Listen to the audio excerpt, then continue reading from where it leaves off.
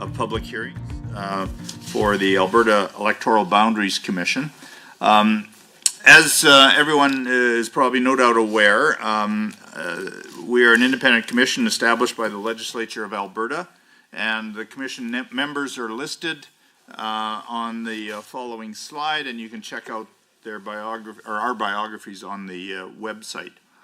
The task of the commission is to deal with two main issues, and that is the impact of expanding the legislature of Alberta from 87 electoral divisions to 89. And of course, we all know that voters who reside inside an electoral division, they are the ones that choose the member of the legislature. So currently, the current map provides for 87 members in the legislature. Changes to the legislation over a year ago have brought in 2 more ridings, so it's 89 electoral divisions that we are dealing with and we are planning to apportion throughout the province. That's the one issue that we must deal with as a commission. The second one is the vast increase in population that Alberta has experienced.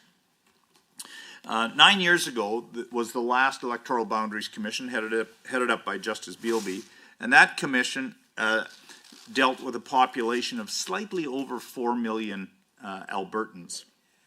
Since that time, the population has increased such that it is well over 4.88 million in population. So how we apportion those 89 ridings, given the fact that the population has increased so significantly, is our task. Now, to give you some perspective of at the local level, the 2017 Bealby report, as I said, just had over 4 million people, and dividing that between 87 electoral divisions gave an average of 46,697 per electoral division. That is not the target for the commission. The target, rather, is the population range of below and above that average amount. So that range gives some flexibility from...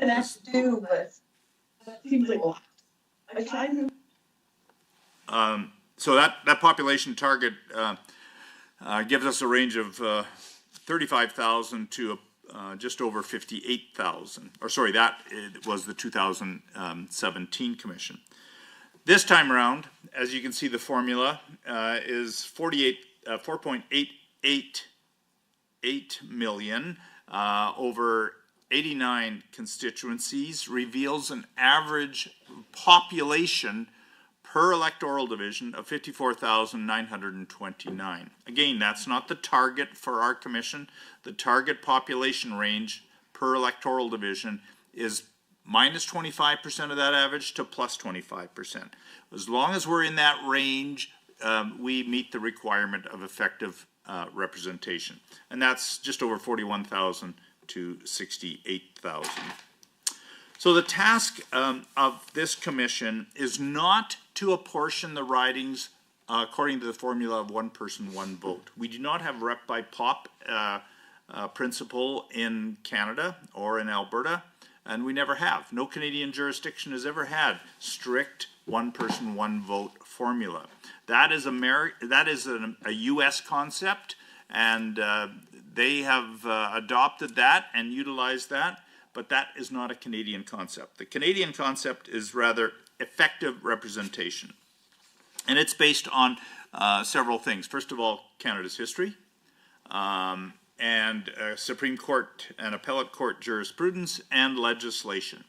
So that is the marching orders for our commission are to come up with a map that provides effective representation for all Albertans, given the fact that we have increased the ridings from 87 to 89, and we have a mass influx of new Albertans. Our commission was appointed in early April, and since that time we've been busy doing several things that give rise to our sitting this week and next week. First of all, we met and we dealt with the issue of population. We came up with an agreed-upon population standard that is based on the last decennial census of 2021, a federal census, but which is updated and corrected regularly by the Office of Information and Statistics of the Alberta Treasury Board. And the rationale and the way we approach the population can be seen, I believe, on pages 15 to 17 of our interim report if you want more background information on that. Once we decided on basic ground rules such as population, we then started receiving public input and suggestions to our task leading up to our interim report. We reviewed all those submissions, and we then started in late May conducting public hearings throughout the province. And we started in Pincher Creek, we went as far up as Fort McMurray, went over to Grand Prairie, Peace River, and back down to Medicine Hat and Brooks, and several days in between at Calgary and Edmonton. So we heard from a broad cross-section of Albertans, and we had the privilege of being in many of the great communities that we're going to hear from today and next week. After we completed those public hearings, we worked with Elections Alberta personnel who provided us with incredible assistance in terms of maps, population allocation, and all the technical tools that we needed to come up with a report. According to the legislated schedule, we then issued our interim report, and on October 27th, we provided the interim report to the Speaker of the Legislature, and he tabled it and provided each member of the Legislature with a copy almost immediately. In completing our interim report, we considered the many factors in the legislation. I won't go through them, but you can review them if you so wish. They're or you may already have. They're inside the introduction of our report. That's an interim report, and our goal, not only in the interim but in the long-term permanent report, is to provide boundaries and electoral divisions that give Albertans effective representation, and the boundaries are understandable and clear to the public. After our interim report was tabled, we opened a portal on our website to receive public feedback to our report, and we heard public feedback. We have over 1,100 written submissions. I'm told it's one of the most responded to reports of any legislative committee, and so we're pleased to know that the public has been engaged and very interested in what we had to say. We closed the portal for public input just before Christmas, and this week and next week we are dedicated to hearing further from members of the public, specifically in response to our report. Our report contains several changes. Very few of the electoral divisions remain the same, and we're looking for input on specific changes and specific ridings that we've dealt with. We as a commission have very few tools available to us in terms of what we can do to allocate boundaries. One is outside of our control, and that is the number of seats that we can use. We were just directed that we have 2 more seats, so we're limited to 89, so we can't, we have to work with the legislated mandate of only 2 new seats. The second thing that we have at our disposal in order to meet the goal of effective representation is we can take ridings out of the rural areas and provide them into the more populous metropolitan cities, Calgary and Edmonton. The third option and the third tool that we have is to use hybrid ridings. And hybrid ridings are very simply those ridings that contain part rural areas and partial urban areas. Alberta has had hybrid ridings for decades, and we are only now starting to, there has been some strong opposition to use of hybrids, but they are a valid legislative tool that we can use, and that we have expanded their use in this report. So we look forward to feedback. We've got a fairly long list of presenters this afternoon, this Friday of afternoon of a long week, And I'm going to turn it over to, I see our first presenter is present, Mr. Sean Krausart. Please identify yourself and tell us what riding you are from and what riding you wish to comment on. Great. Thank you very much. I'm Mayor Sean Krausart of the town of Canmore, and therefore I'm currently located in the Banff-Kananaskis riding, and I'm commenting on proposed electoral division 53, which has been called Banff-Jasper. And I want to thank you for the opportunity to present today, and thank you for that summary. You've definitely got a huge workload ahead of you, and that you've already accomplished so far, and it's really important. It's the foundation of our electoral system, and thank you for that work. I want to speak today on two issues. One, support for the new boundaries, and two, concern with the described naming protocol not being followed in this case. So first of all, turning to my support for the boundaries, I very much support the inclusion of Jasper along with Banff and Canmore and some of the foothills. Canmore is connected so very deeply with Banff and Jasper already. We meet together as councils. We meet together when we go to AB Munis socially. We have similar issues and similar contexts. Canmore and Banff in particular are really two municipalities, but one community in many ways. We work together on transit, seniors lodging, waste management, wildfire mitigation, and emergency preparedness, human-wildlife coexistence, and much, much more. And this isn't just, one admin contacting the other to see what they're up to. This is formal. Our Bow Valley Regional Transit Services Commission is the third largest transit system per capita in the province. We just passed 3 million riders here in the Bow Valley. The Bow Valley Regional Housing, the Bow Valley Waste Management Commission, these are all formal things that we're connected to each other on. And so it's such a good idea to have us connected as the three mountain communities. I have heard that there is a suggestion that was presented from a mayoral colleague of mine in Sundre to include Sundre with Banff and Jasper and perhaps place Canmore elsewhere, perhaps with Crow's Nest Pass. And while I'm sure this is well-intentioned, I suggest it's impractical to separate Canmore from Banff and Jasper. And it's not a good idea to loop us in with the beautiful Crow's Nest Path, as there is a very different sentiment there with respect to tourism. And in fact, there is a sentiment that they don't want to be another Canmore. And so I see a future MLA having a very difficult time reconciling either end of a riding that wants different things. So that's my support for the new boundaries. My second issue is concern with the proposed name. I recognize that changing of names is done very sparingly for historical purposes, but where there is a, am I being asked to turn something off here? Keep going. Oh, okay. But where there is a change, a new name is justified. And in this particular case, a change of name was suggested of Banff-Jasper, as opposed to the old name Banff-Kananaskis.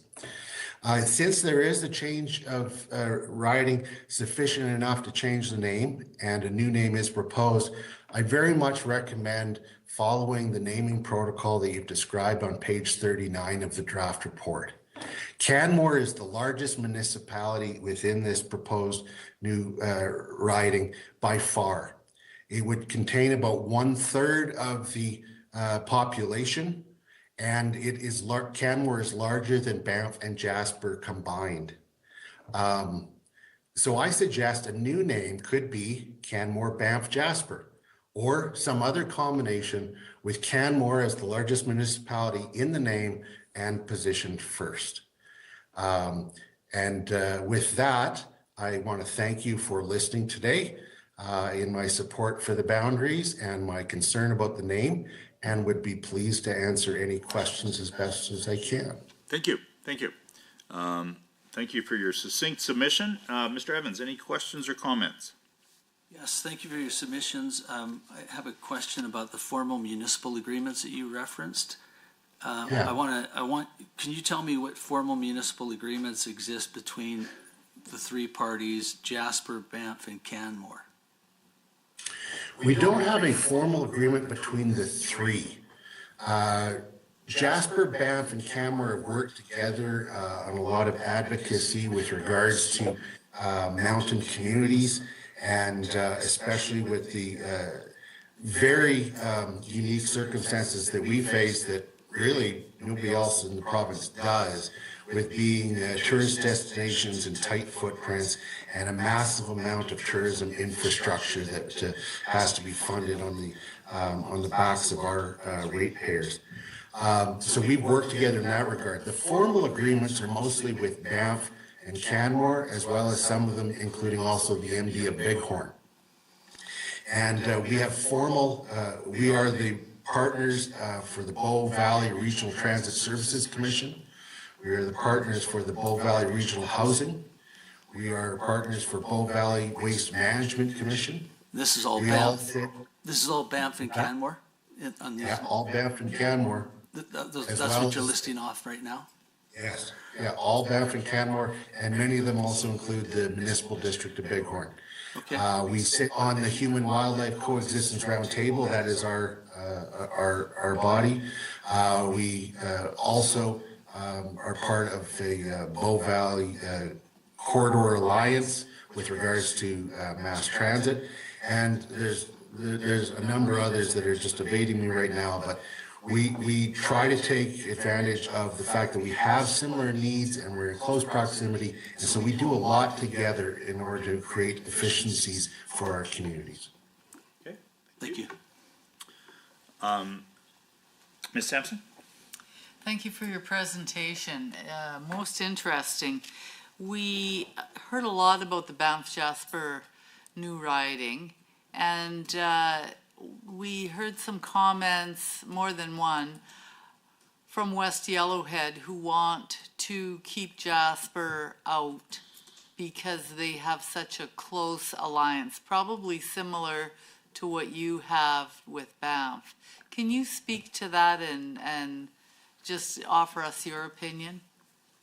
Well, I can certainly understand that because just as I think that it would be a real travesty to have Banff and Canmore in a different riding, I can understand that if that is still is also the case with those in proximity to Jasper.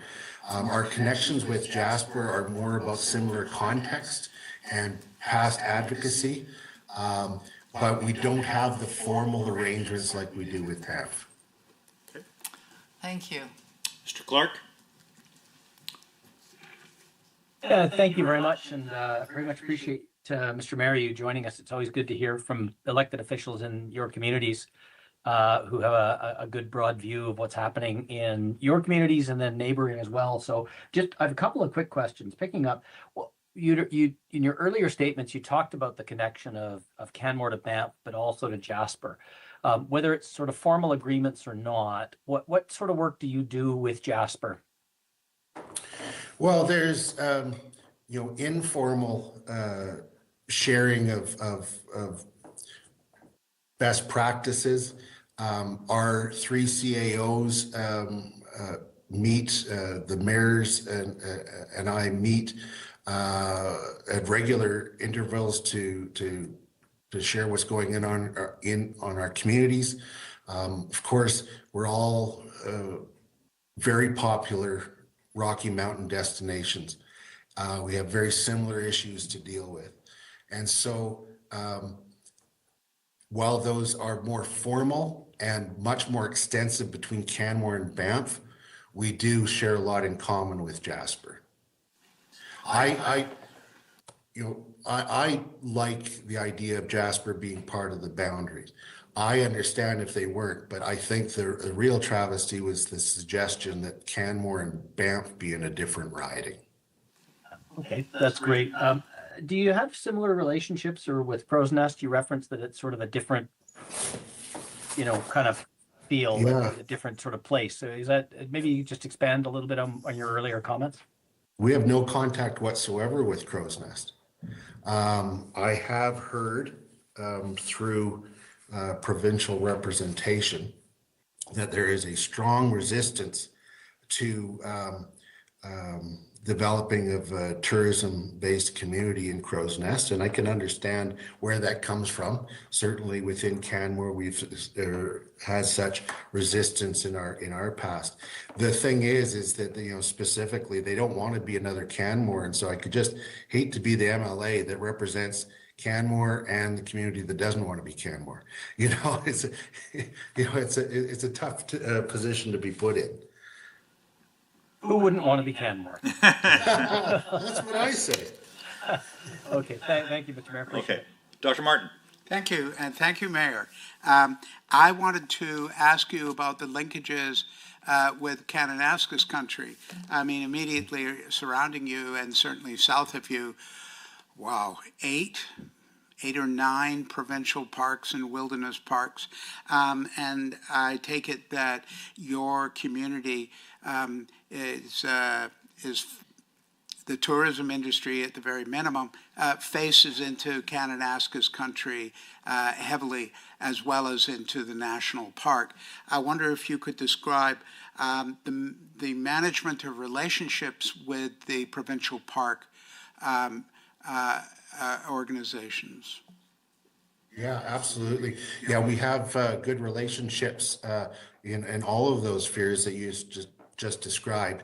On a tourism perspective, we share a destination management organization, Tourism Canmore Kananaskis, and they represent Canmore and Kananaskis, with about 80% of the tourism spend being in Canmore and 20% being in Kananaskis. Now, that's not visitation, that's visitor spend.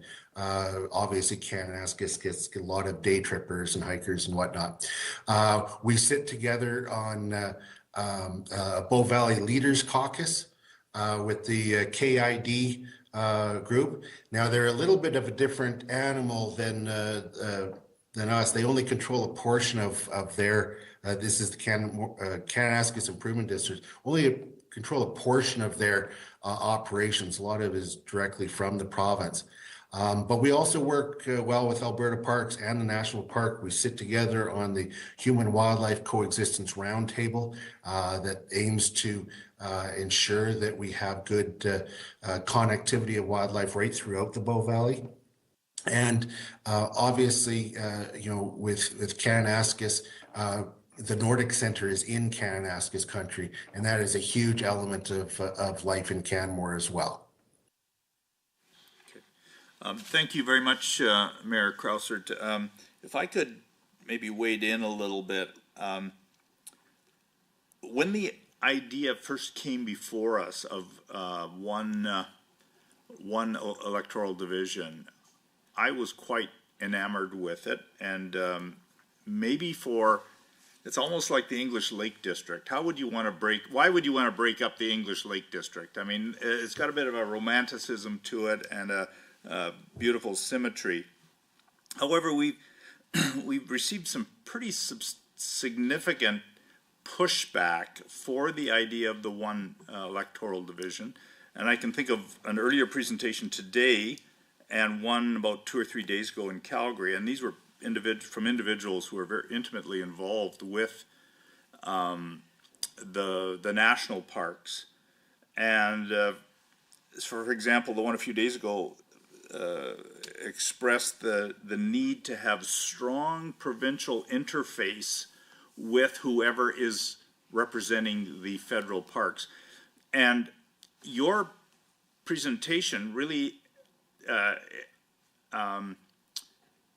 has solidified the Kananaskis, the Banff and Canmore connection, but is it fair to say that you could take it or leave it, whether Jasper's in the riding? And then I have a follow-up question. Pretty close, fair to say that. Okay, I'd rather go with the status quo in that regard, of them remaining separate, although I am supportive of them being together, so Yeah. I don't want to misrepresent that. Sure.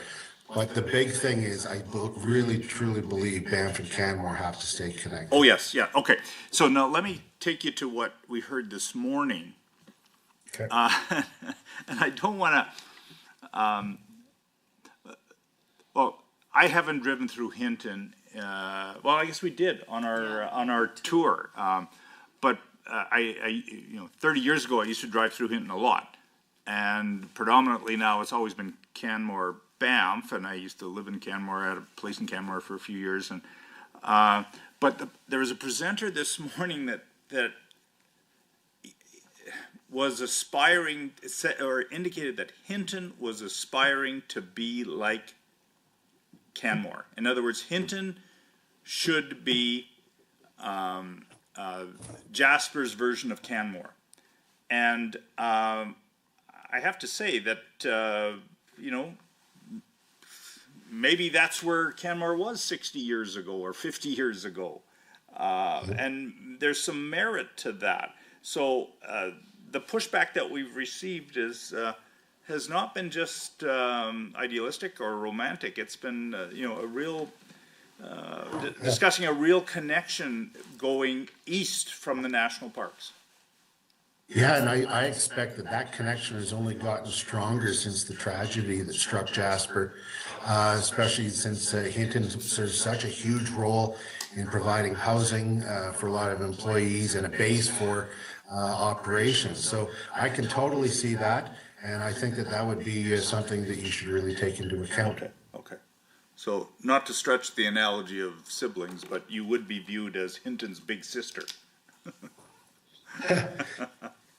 There you go. Well, I've always liked the people of Hinton. If they want to be like Canmore, it just endears them to me even more. Okay. Well, thank you so much for presenting. And like I believe one of my colleagues said, we always value municipal leaders who step up to the plate and give us their perspective.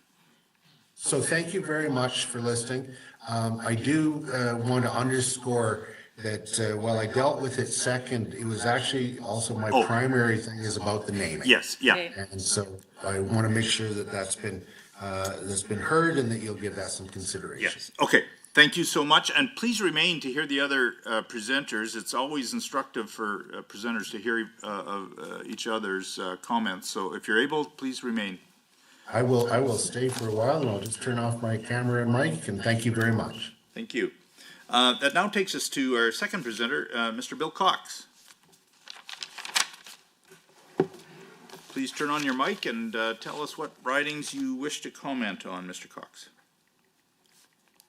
Thank you, Justice Miller. I am a city councillor for the city of Medicine Hat, and I make these representations on behalf of city council.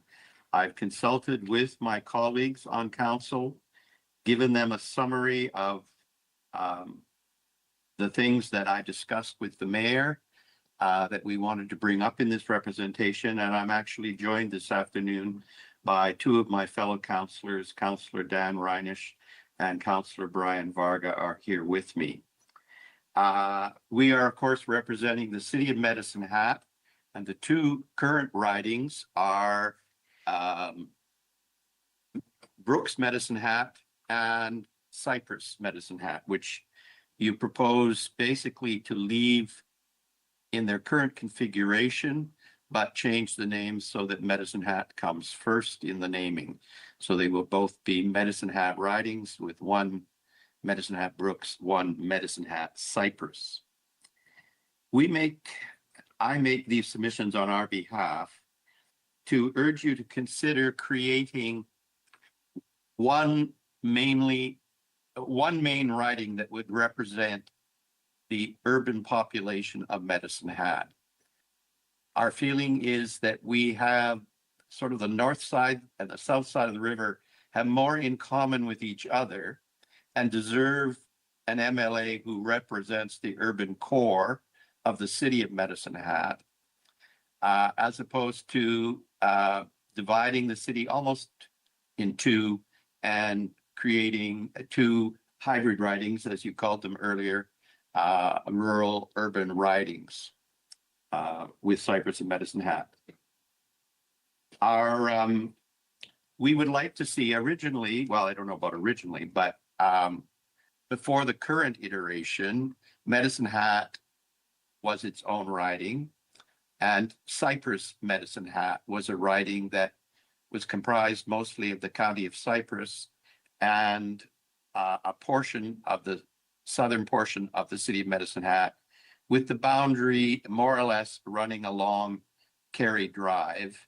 I'm not quite sure where it deviated there, but basically there was a section of the city in the southeast that went with the rural riding of Cypress, and the rest of Medicine Hat was a significantly urban-centered riding. And we would like to see a return to that. I make a couple of points here. One, I think we have more in common with Cypress than we do with Brooks.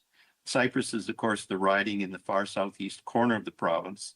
That is our service area. That is an area that aligns with our recreational and business and economic development interests. Brooks is, of course, a city of its own. And to combine two cities in one riding, I think is perhaps creating a divided loyalties scenario, the possibility for that. Medicine Hat is probably the oldest urban center in the province. Settlement and colonization, if you will, reached Medicine Hat before it reached Calgary, certainly, in a significant way. We've been a city since about 1912, I believe. We were incorporated as a municipality shortly after the province was created in 1905. We're an old city. We have a strong urban identity. And I think that history and our sense of unity as an urban center serving the southeast corner of Alberta augur in favor of creating such a riding. I note that the purposes of the municipality are outlined in Section 3 of the Municipal Government Act. They include a number of points. One of them is to provide for economic development of the municipality. Another is to provide services, facilities, or other things that are necessary or desirable for all or part of that municipality. We believe these urban issues deserve to be presented fairly and effectively by a single MLA whose responsibility is primarily to the city of Medicine Hat, which he or she represents.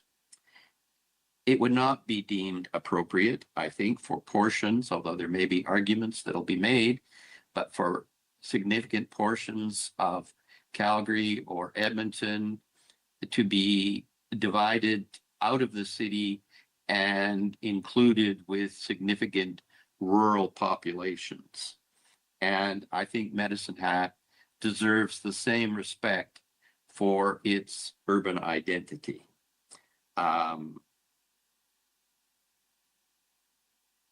The interests of Medicine Hat south of the river and Medicine Hat north of the river have much more in common with each other than they do with the rural components of either riding.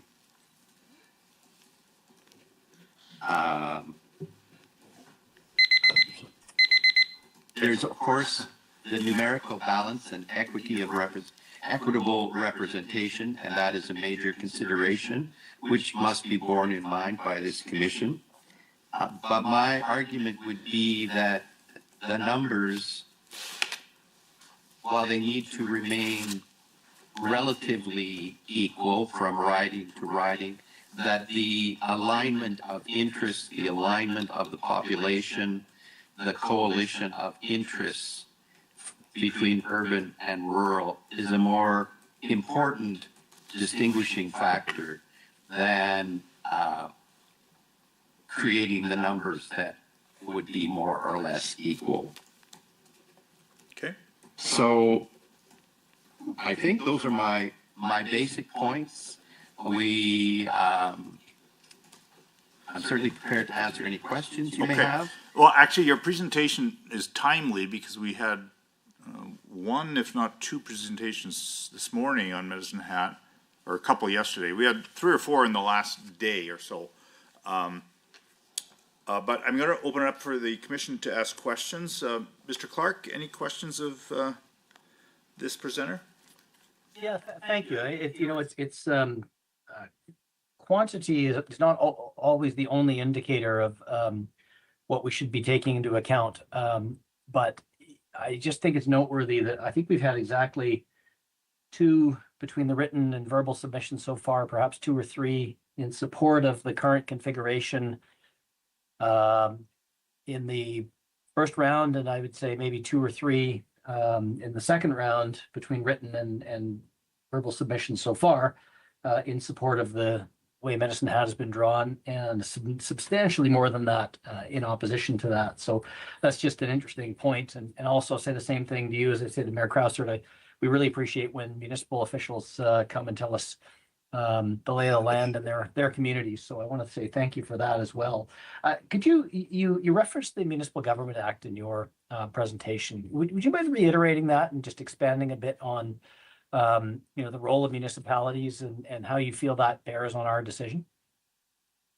Well, certainly when I was reviewing where I wanted to, the direction I wanted to take with my submissions, I consulted the Municipal Government Act, and I think there are a number of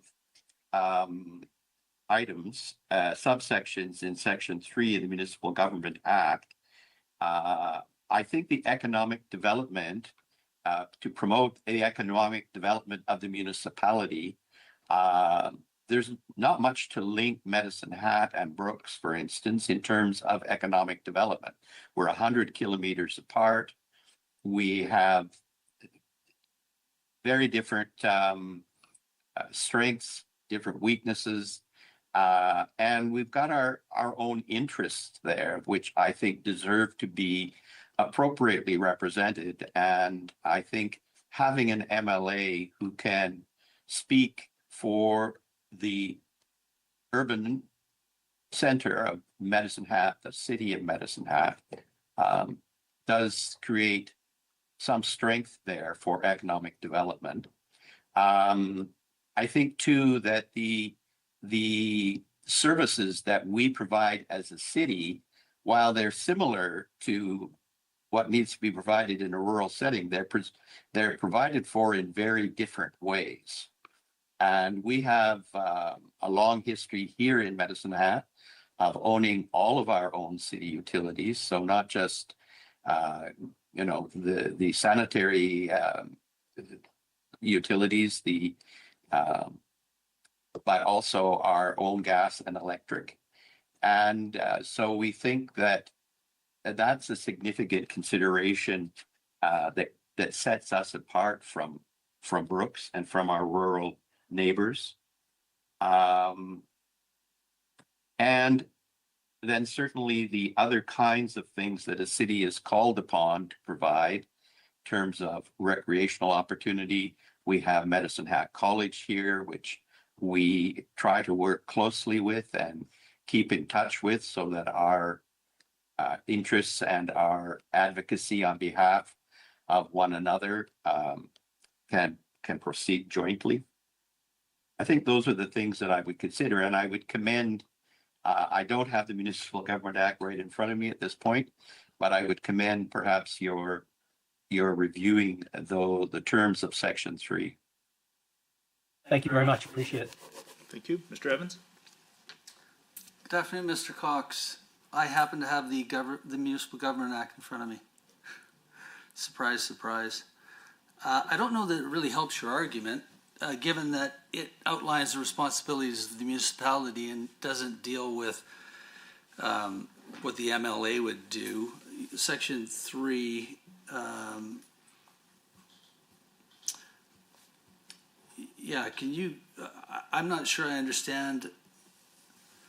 Section 3 says the purposes of the municipality are to provide good government, foster well-being of the environment, foster economic development of the municipality, to provide services, facilities, or other things that in the opinion of council are necessary or desirable for all or a part of the municipality, to develop, maintain safe and viable communities, to work collaboratively with neighboring municipalities to plan, deliver, and fund intermunicipal services. So it doesn't really tie in at all with what the MLA does.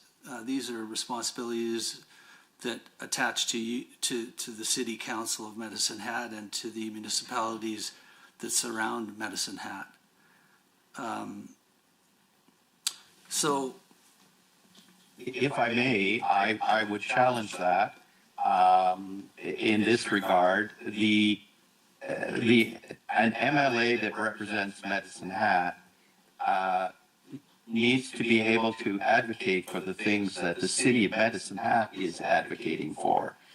Our interests, for instance, in safety, with one of the last references you made there, we have our own city police service, whereas the rural area is represented by the RCMP. I think that our alignment of our MLA with our city council with regard to policing in Medicine Hat would be something that could be, there could be interests of the city that the MLA could advance on our behalf. And that's but one example that I'm coming up with as I'm addressing your point. are you suggesting that you currently haven't been, the City of Medicine hasn't been represented well by 2 MLAs, and that it would somehow be better represented by 1 MLA? So you have 1 voice instead of 2. No, I think either way, part of Medicine Hat is going to be represented in a hybrid riding. But my argument would be that 2 ridings that are hybrid dilutes the urban component of what an MLA for Medicine Hat should be bearing in mind. Okay, thank you. Okay, two lawyers arguing about legislation is not unheard of in my world. Ms. Sampson? Thank you for your submission today. For my benefit, because I don't live in Medicine Hat and know it that well, with our interim report, we showed the division of the city with the South Saskatchewan River. Would that still be appropriate to consider that if we looked at 1 urban and 1 southern hybrid? I think it would become difficult to create, say, a mainly urban riding. That would, the bulk of the population would be south of the river. Oh, I see. I got it backwards. Whereas, so yeah, so I don't think that would align. In fact, they had to, the boundary actually goes up 3rd Street or Gershaw Drive, at least to a certain extent from the city center, and that's what becomes Highway 3. So anything to the north of 3rd Street, basically 3rd Street southeast, southwest, is in Brooks Medicine Hat. Right.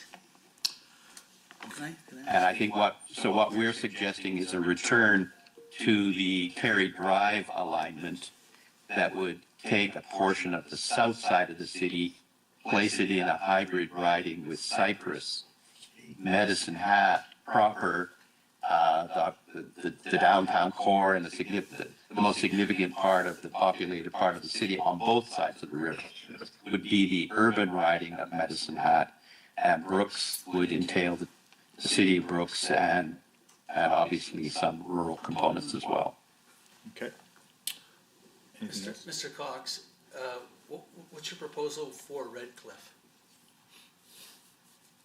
I think Redcliffe and Medicine Hat are quite aligned. Now, numbers wise, I don't know how just what that might do to it, but I would argue for the inclusion of Redcliffe with the city of Medicine Hat. We supply their utilities. At one point, we supplied their policing. They're now RCMP policed. We're contiguous. Redcliffe, I don't think, wants to be part of Medicine Hat, and we're quite happy to have them remain their own municipality. But someday, there may be pressure to join those two.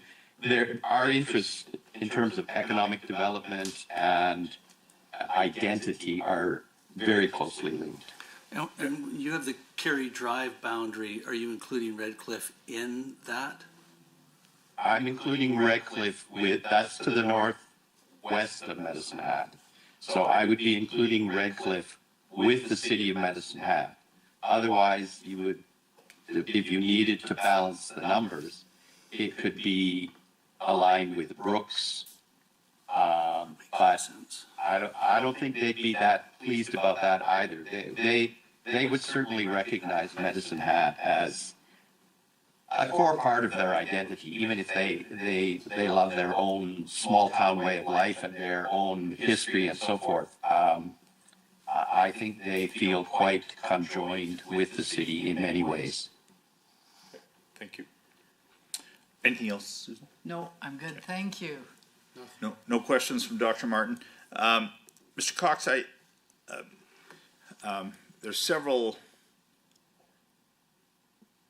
Well, first of all, I want to be sure everyone's aware this configuration of Medicine Hat Brooks and Medicine Hat Cypress was not this Electoral Boundary Commission's idea. I certainly appreciate that and I'm aware of that. But nonetheless, that's the position. And right. As I say, this is something that I've consulted my city council on and unanimously received support for the idea of creating one significant urban riding out of Medicine Hat that would represent first and foremost the city. Yeah. But there's cascading issues whenever we make these decisions. I can imagine how the previous Electoral Boundaries Commission arrived at this configuration. Having some experience, you talk about, you didn't mention it, but others have mentioned Medicine Hat being the forgotten corner. I suspect that they left that corner last, but I'm not sure. And then they just kind of shoehorned this arrangement in. But we've had submissions, kind of three-part or three-layer submissions on Medicine Hat from someone yesterday, and they said, at the very least, make the river the boundary between the two. And I know we looked at it, and we have to go back as to why we didn't, but would you be content with at least a minor change, making the river consistently the boundary to overcome confusion in that area that you've identified as to? It might be preferable. The river is a natural dividing line, but only geographically.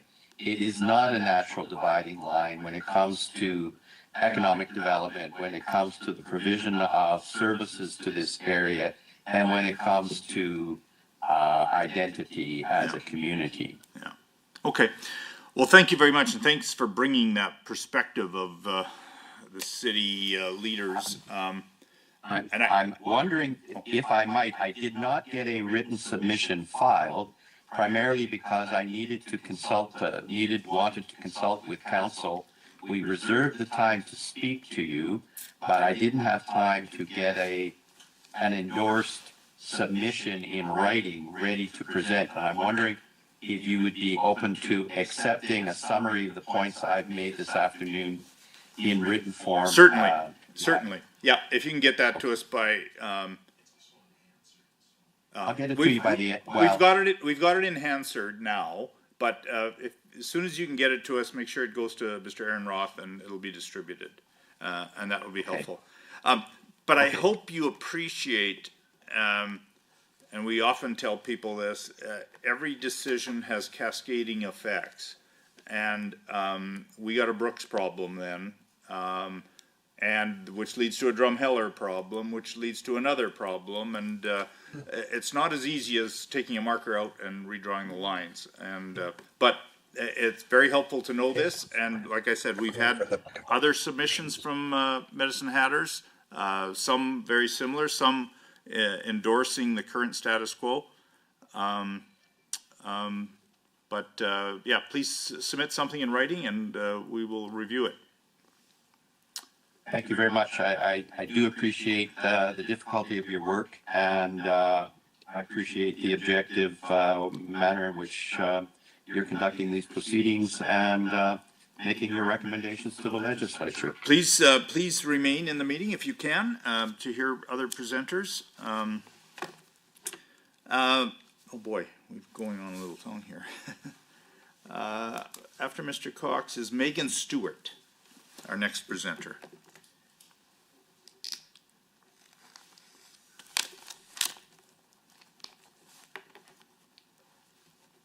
Good afternoon. Hello, everybody. This is Megan Stewart's camera, but I'm actually Mayor Heather Spearman from the city of Airdrie. It is my pleasure to be here today, so happy Friday to all of you. With me today, like we said, is Megan Stewart and our intergovernmental liaison, Leona Isao. Okay. And we're simply here I'm sorry, could you identify yourself again? I missed your name. Yep, my pleasure. It's Heather Spearman, Mayor of Airdrie. Oh, okay, great, thank you. Of course. So we're here today to just let you know that we are very supportive of the proposed writings in the report. We do recognize all of the very hard work you've been doing in order to pull this off with lots of opinions, of course. So thank you very much for doing this. I think it's no secret that Airdrie is experiencing astonishing growth, and the Commission has truly recognized that, so we very much appreciate it. We do feel like this representation of the Airdrie area within the two ridings, which is Airdrie East and Airdrie West, simply are the right choice for right now in terms of our growth, because you have essentially looked to have a goal of 54,929 population per riding.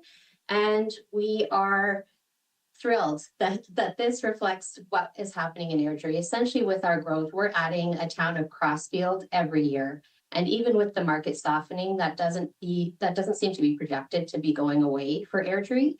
We are just simply a hotspot for growth. We have a very affordable living realm here. So we anticipate this to continue, and we'll talk about those numbers in just a moment.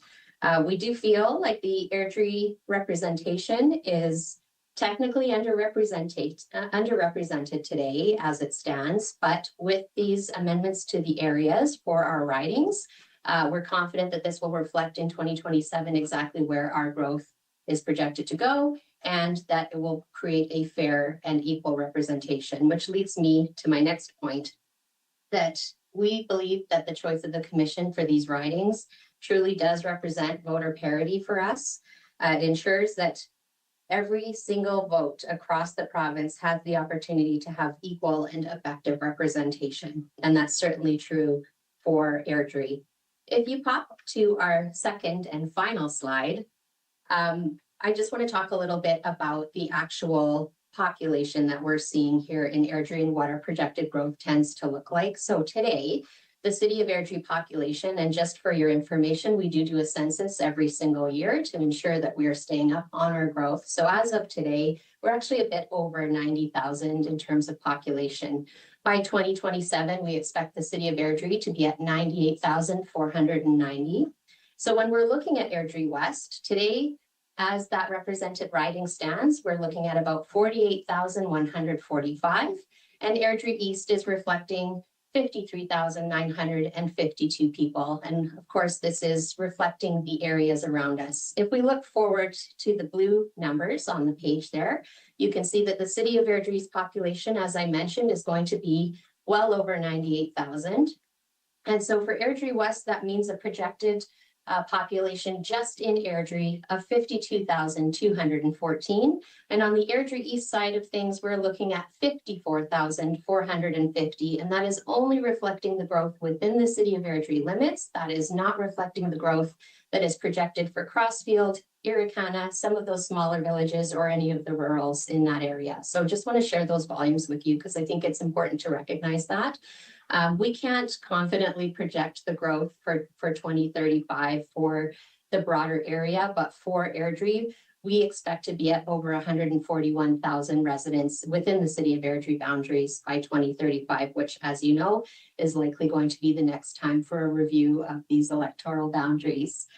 That being said, because we add roughly 5,000 people per year to the city of Airdrie, we do feel like this current riding layout that reflects Airdrie's population is going to be very effective for us in terms of a very equal representation. So while currently Airdrie West may start a little bit below the provincial average, we are confident that by the time we hit 2027, we will be right in the sweet spot, if you will. And certainly by 2035, we will be well beyond it. So we do feel like this is forward-thinking design. We do feel that everything you've considered here is an exact reflection of the projected growth for Airdrie, and it does ensure that there is equal representation, that there is sufficient room for growth in terms of even the rural capacity around us. And we know that Crossfield is also a going concern in terms of their growth projection as well, as though even though we don't have the data to reflect that, we are seeing a lot of the developers moving towards Crossfield and north from there. So that's really it in a nutshell. Grateful for your time, grateful for your consideration. Airdrie is the fastest growing city in Alberta. So this is a great layout for us, and we're very appreciative of everything that you've done for that. And we are open to taking any questions or clarifications from you. Well, thank you very much, Mayor Spearman. Much appreciated. Dr. Martin, any questions? Thank you, Mayor Spearman. I just want to congratulate you and commiserate on the burdens of having such a fast-growing city. And I want to say as well that in our first round of presentation, your colleagues made a splendid presentation, was right on the mark on all its points, and I think you've got a strong team to help manage the growth that is tumbling in at you all the time. I agree. We have excellent staff here. I wanted merely to ask about the rural components of the current interim configurations. Do you feel that they are sort of truly rural, or are they suburban? I mean, I'll speculate, so I'll say that as sweetly as possible. It is Friday after all. There are truly rural aspects to the surrounding communities around Airdrie. Anecdotally, there's a lot of farming, there's a lot of ranching. Even when you are on the city limits of Airdrie, you're seeing livestock. So we truly are surrounded by agricultural and rural landscape.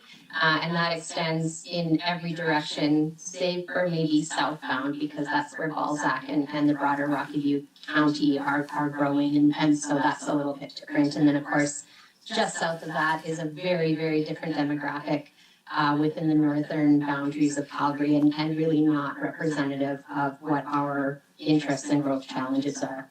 Thank you very much. Okay. Ms. Sampson? Thank you for your presentation, and thank you for liking your both electoral districts. Makes our job a little bit easier. Thank you. Sure. Mr. Evans, any questions or comments? No, thank you very much for your submissions. Appreciate them. Mr. Clark? I can vouch firsthand for Airdrie city staff. So congratulations, and yes, thank you for the kind words. And we, in all seriousness, we really appreciate hearing from elected officials generally, and we especially like when potential solutions are provided for us. And your initial submission of providing multiple options was incredibly helpful as we worked to draw the boundaries. So just a thank you to you, Mayor, and to your staff in particular for putting this submission together. Thank you very much. Yes, thank you very much, Mayor Spearman and staff. I just have a couple of clarification questions. Partly it's poor eyesight. I couldn't see the actual, according to your numbers, the actual current population of Airdrie, of this entire city. Yeah, thank you for asking. So as of, we would have seen the census done in March of 2025, and at that time, our population was a reflection of 90,040 people. Okay. But as previously mentioned, we see about 5,000 folks added to our population each year. So that would have been the first 3 months of 2025. So you can imagine we probably added about 3,500 people since then. Okay, and then in 10 years, you expected over 141. That's the other figure I was looking for. Okay. Yes, that is correct. Yeah. And those are conservative numbers. Yeah, okay. Okay, good. Thank you very much. And I'll excuse you now, but please remain in the virtual room if you wish to hear other presenters. Thank you very much for your time, everybody. It's been a pleasure. Best wishes with this whole process. Thank you. Okay, our next presenter is Allison Van Dyke. Yes, thank you. Thank you so much for giving me this opportunity to speak. I'm going to read into the record the letter that I submitted. It's very brief. And then I'm happy to answer questions and expand on any of the information included in that letter. Okay, so, sorry. I grew up just over the line from Cypress County on a farm north of Whitlaw in the county of 40 Mile, but have spent all but 8 years of my adult life in the city of Medicine Hat. I had the privilege of spending the last 4 years of that time, from 2021 to 2025, as a Medicine Hat City Councillor, and am keenly aware of the concerns of the city's urban residents while still having a contemporary understanding of rural issues.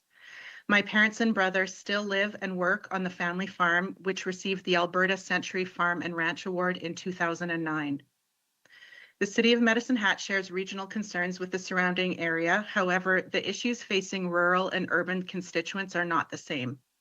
Representing both effectively requires a breadth of knowledge and ongoing compromise by an urban and rural MLA, which can dilute the impact of their advocacy within caucus and in the legislature. While strong provincial services benefit both rural and urban residents, the delivery of those services can vary wildly between the two environments and can look significantly different in rural and urban settings. Given the complexity and uniqueness of the City of Medicine Hat, it is a disservice to constituents to have the attention of their MLA divided between often disparate urban and rural concerns, particularly if the best interests of one are in opposition to or come at the expense of the other. Medicine Hat deserves the same level of focus from its elected MLAs as other mid-sized cities receive, and the courtesy of at least one fully urban riding, as is afforded to other mid-sized cities such as Grand Prairie, Lethbridge, Red Deer, and St. Albert, communities frequently used as comparators in decision-making and service provision. And I'm happy to elaborate on any of those points or answer any questions. I would like to say that while the overarching themes are consistent between urban and rural residents, the issues and their solutions can be quite different. So some examples of this might be like public health care, public education, safety, and water issues. But under those things, the concerns are significantly different. For example, in the country, issues around water is irrigation expansion and sufficient water for livestock, whereas in the city, the concerns might be around industrial use and water quality. In educational settings, I know that some of the issues facing my family are how long are their kids, little children, going to be riding on the bus? And are their rural schools going to have the same opportunities afforded to the students as in an urban setting? Whereas in an urban setting, we're seeing crowded classrooms and other issues that are completely different than what they're having in rural school settings. In public health care, for example, towns like Bow Island are not even able to have their emergency rooms open and doctor access at times. And of course, if you asked an urban resident if it would be to their benefit to close a rural health center and move all of those resources to the urban setting, they will say yes, but that is not in the best interests of rural residents. So while I speak actually as an urban resident on behalf of other urban residents, from a rural perspective, I think it's also to the detriment of those constituents as well. Okay, thank you, Ms. Van Dyke. We are happy to engage in conversation. Mr. Clark, any questions or conversation with this presenter? Maybe you could just tell me a little bit about your time as a councillor, and what some of those issues. Presumably, you would work with other councillors from the surrounding municipalities and counties. Maybe just in a very brief minute or so. What were the differences in the issues you dealt with as an urban councillor versus what you saw your colleagues dealing with in rural areas? Well, the city of Medicine Hat is very unique in how it operates as well. The city runs a lot of business units that other municipalities don't. And so there's a significant learning curve and a requirement of knowing extensive information about a lot of areas that wouldn't occur in a rural setting in rural municipalities. And so just that level of focus is slightly different. And like the example I gave, irrigation I think is a good one. So water, residents in the city don't think about water in the same way, I guess. And from a leadership perspective, the concerns are around having adequate water for economic growth, so bringing in industry. Whereas in a rural setting, a lot of the focus on water is on irrigation, like I said, and then drought-related issues. So there's a more significant agricultural focus in rural areas than there would be in the city of Medicine Hat, even though we are based in an agricultural kind of area. Thank you. Okay, Mr. Evans, any questions? No questions. Ms. Sampson? Thank you for your presentation, but I don't have any questions. Thank you. Thank you. And I just want to apologize. My internet is not great, so my video wasn't on because I was scared of losing you in the middle of presenting. So, Dr. Martin? Thank you, and thank you for being here today. We've heard quite a few presenters on several issues relating to Medicine Hat, and I wanted to press you on a relatively small matter, but that's where the boundary might lie between the two electoral districts. There's some sentimental and psychological value of having it just uniformly at the river. What do you say to that opinion? I did catch a little bit of Bill Cox's presentation when he was near the end there, and I think it's a natural boundary, like he had mentioned, but because service delivery, like we don't have two hospitals, we don't have like really clear services on both sides of the river. So I don't know that you could just say that that's the urban division of the city. I'm not sure what the answer is. I think it would be less complicated for constituents. I think right now people are often very confused about which constituency they're in because it doesn't follow a natural boundary. It veers off even within a single neighborhood. It divides a neighborhood. So I think there does need to be a more natural boundary if there is one, but I strongly believe that there needs to be at least one solely urban riding. Thank you within the very city. much. Thank you. I'm not, I'm sure if you were in the morning session, but we had a similar presentation from Mr. Warner. The conundrum we have is the city itself, the urban population is just outside our target population. So it's too big for one and too small for two. So that's why I presume the previous Electoral Boundaries Commission came up with this configuration, and I want to be clear that that was not our idea. But so are you suggesting we revert to the boundaries that were in place prior to 2017? I'm not sure if it falls in the, I'm not clear on all of the numbers. I'm not a statistician or a geographical, whoever is Yeah. who does all this stuff. I'm not, and I don't have a clear solution for you. I haven't looked at that. Okay. I'm here just like representing what my experience has been as a person who grew up in a rural area, lives in the city, has represented the people in the city. Yeah. I think, to me, there's a few things that don't make sense to me at all in the current boundaries. And I'm not sure if the answer is to go back to the way it was before. I'm not sure what percentage, I don't know if you have that in front of you, what percentage out the population would be over the recommended amount if you went back to the previous boundaries.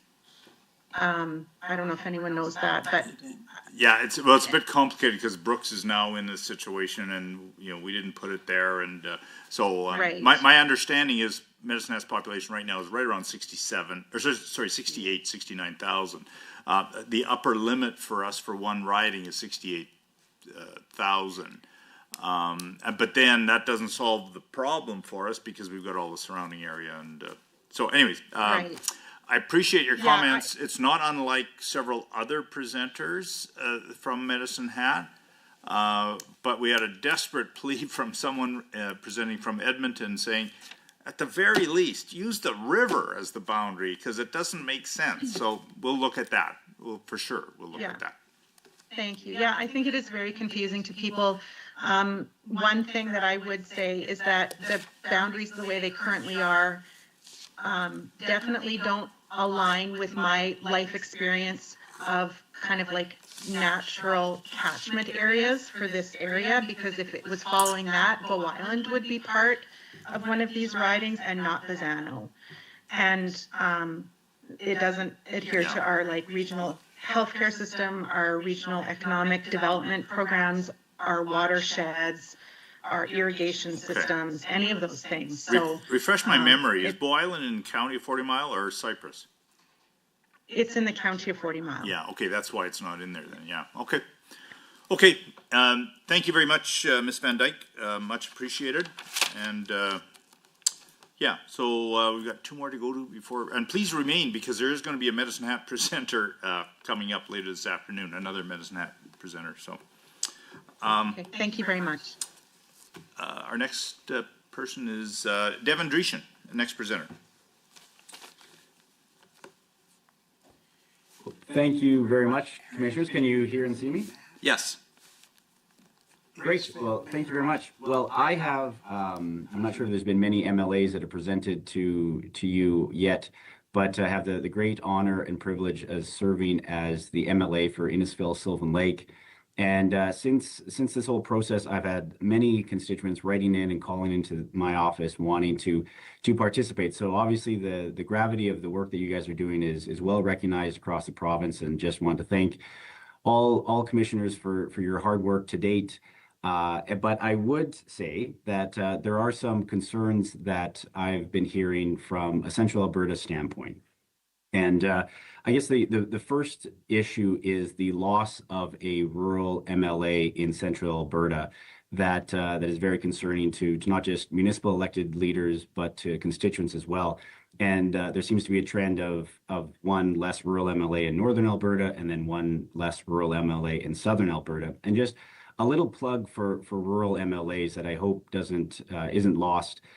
in this kind of race to 55,000 people or squares for 89 different MLAs or constituencies across the province.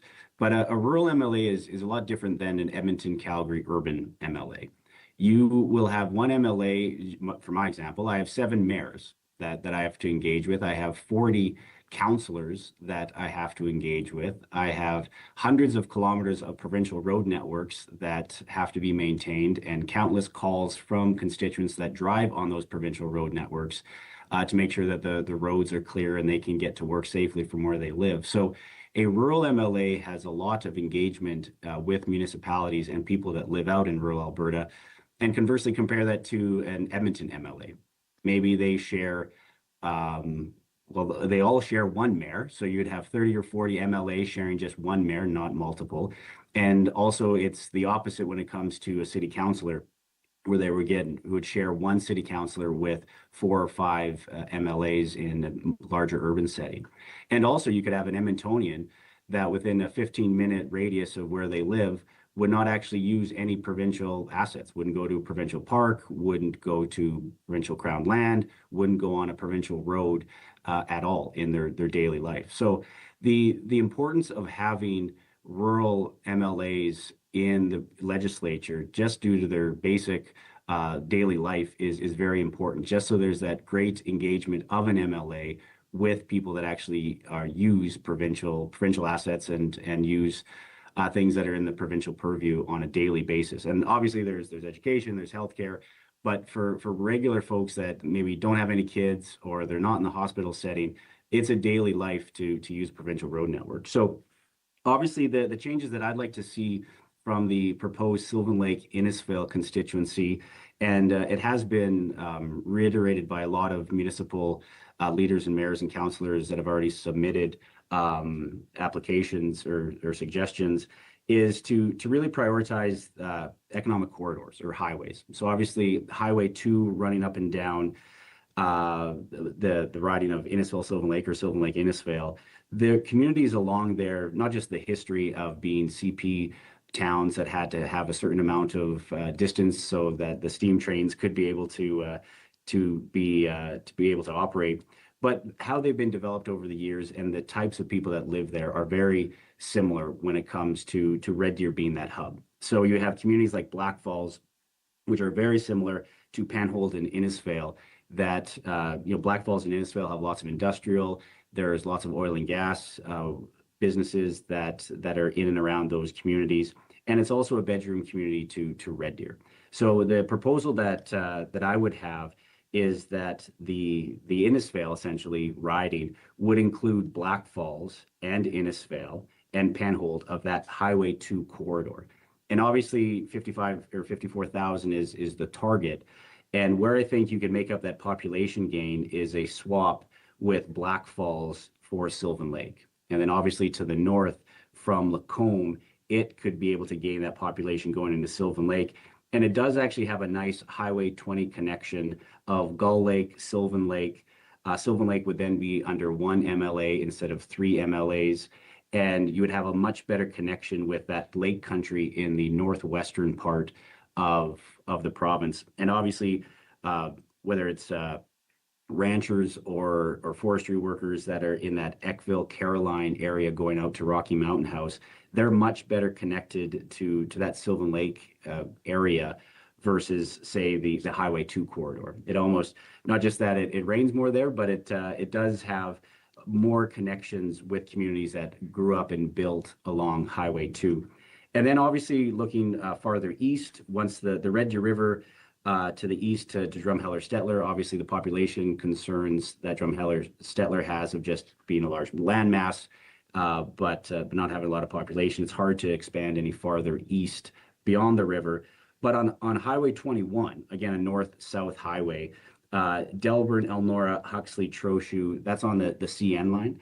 So the CP line obviously going along Highway 2, the CN line going along Highway 21. Very similar story of those towns and communities having spaced out over a certain area so that the trains could operate, as well as just the local communities working together, whether it's through seniors facilities or just the agriculture nature of having grain elevators along that corridor, and that large catchment area being very similar. So those would be my, I hear the buzzer, those would be my amendments to the proposed Sylvan Lake Innisfil riding, and very happy to take and field any questions from you, commissioners. But thank you again for your time.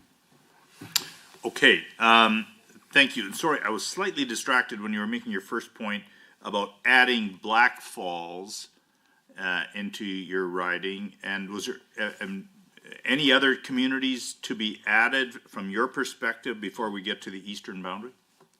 I would say the swap or a switch from Black Falls to Sylvan Lake. So again, you get that highway corridor for Black Falls, but population would go, Sylvan would go farther north, and then into Nehill County, into that Trochu area down south.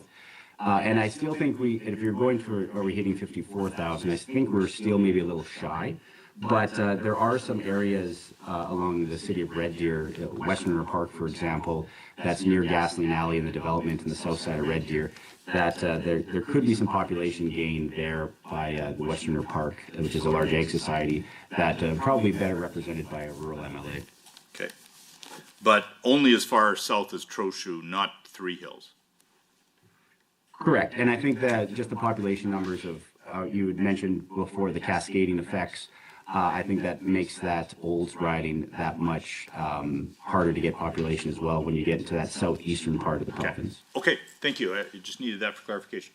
Mr. Evans, any questions? In terms of the addition of a portion of South Red Deer, do you have an idea, or can you give me an idea of where the cutoff would be on that? So the southern part of Red Deer would be essentially south of 19th Street in Red Deer and Highway 595, or the Delburn Highway, the coal trail.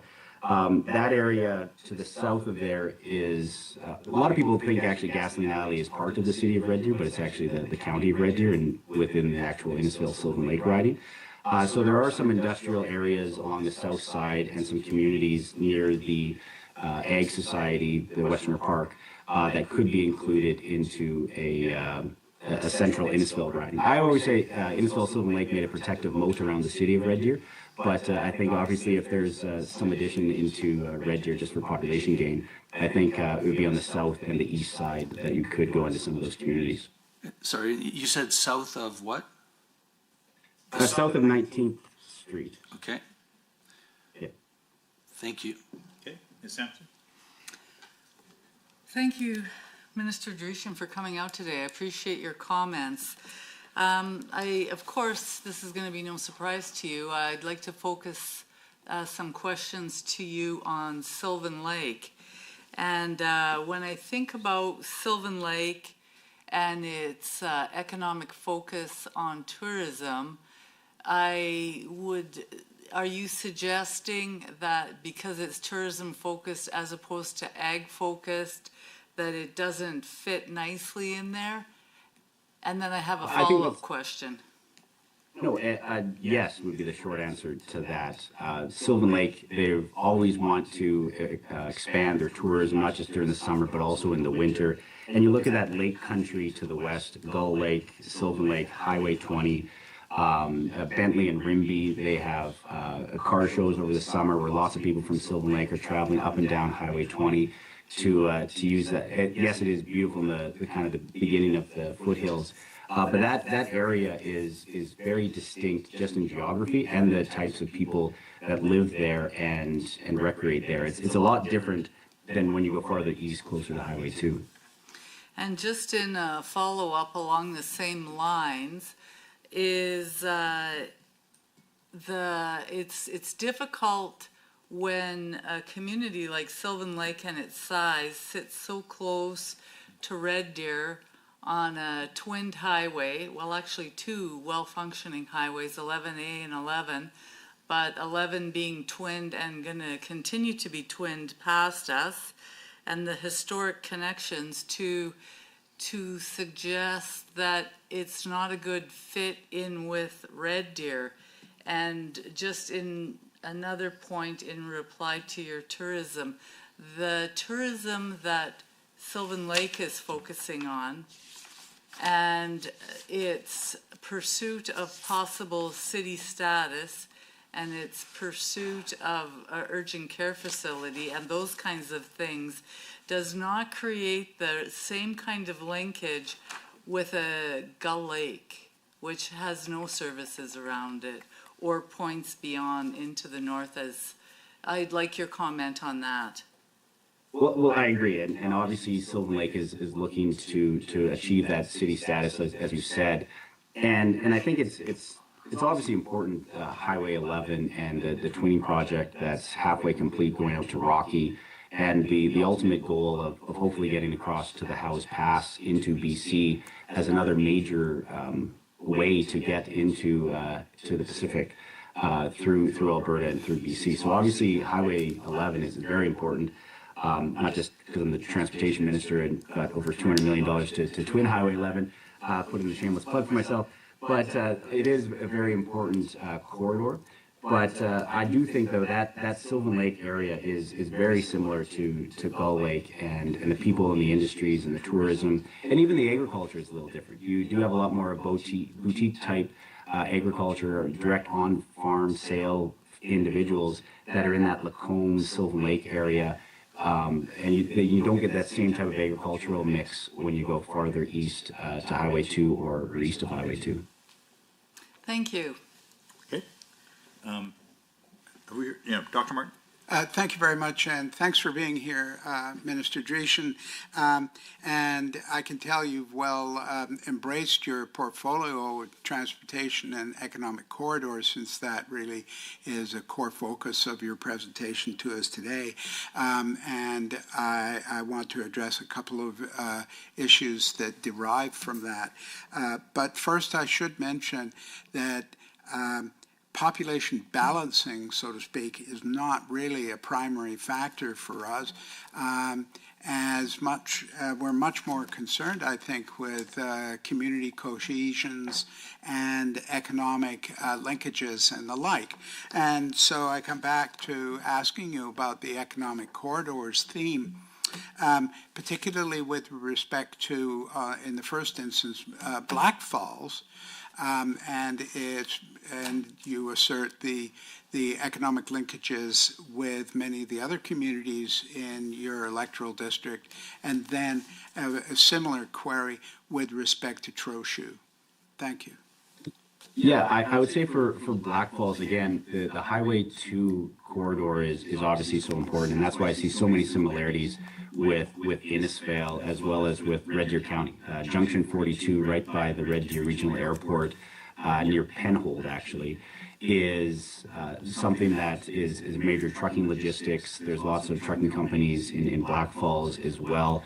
So the focus on oil and gas as well as transportation logistics along that Highway 2 corridor is so much, is very similar. And I think when there's obviously the economic side, but even the social side of things, on the health side, there's actually a doctor that has a clinic in Black Falls and in Delaware, the same doctor that organizes in both areas, and he'd tell you that they're obviously very similar individuals and folks and needs in both the Delburn area as well as Black Falls. So there are obviously economic connections, but social connections as well. And your question about Trochu and Elnora and Delburn, I know the Elnora mayor presented last night to you folks, saying that obviously how they work with Nehill County. So many people in Elnora work in Nehill or in Trochu, the agriculture businesses that are in Trochu, as well as the grain elevators along that Highway 21 corridor. Pretty much everywhere in the middle of that riding is hauling their grain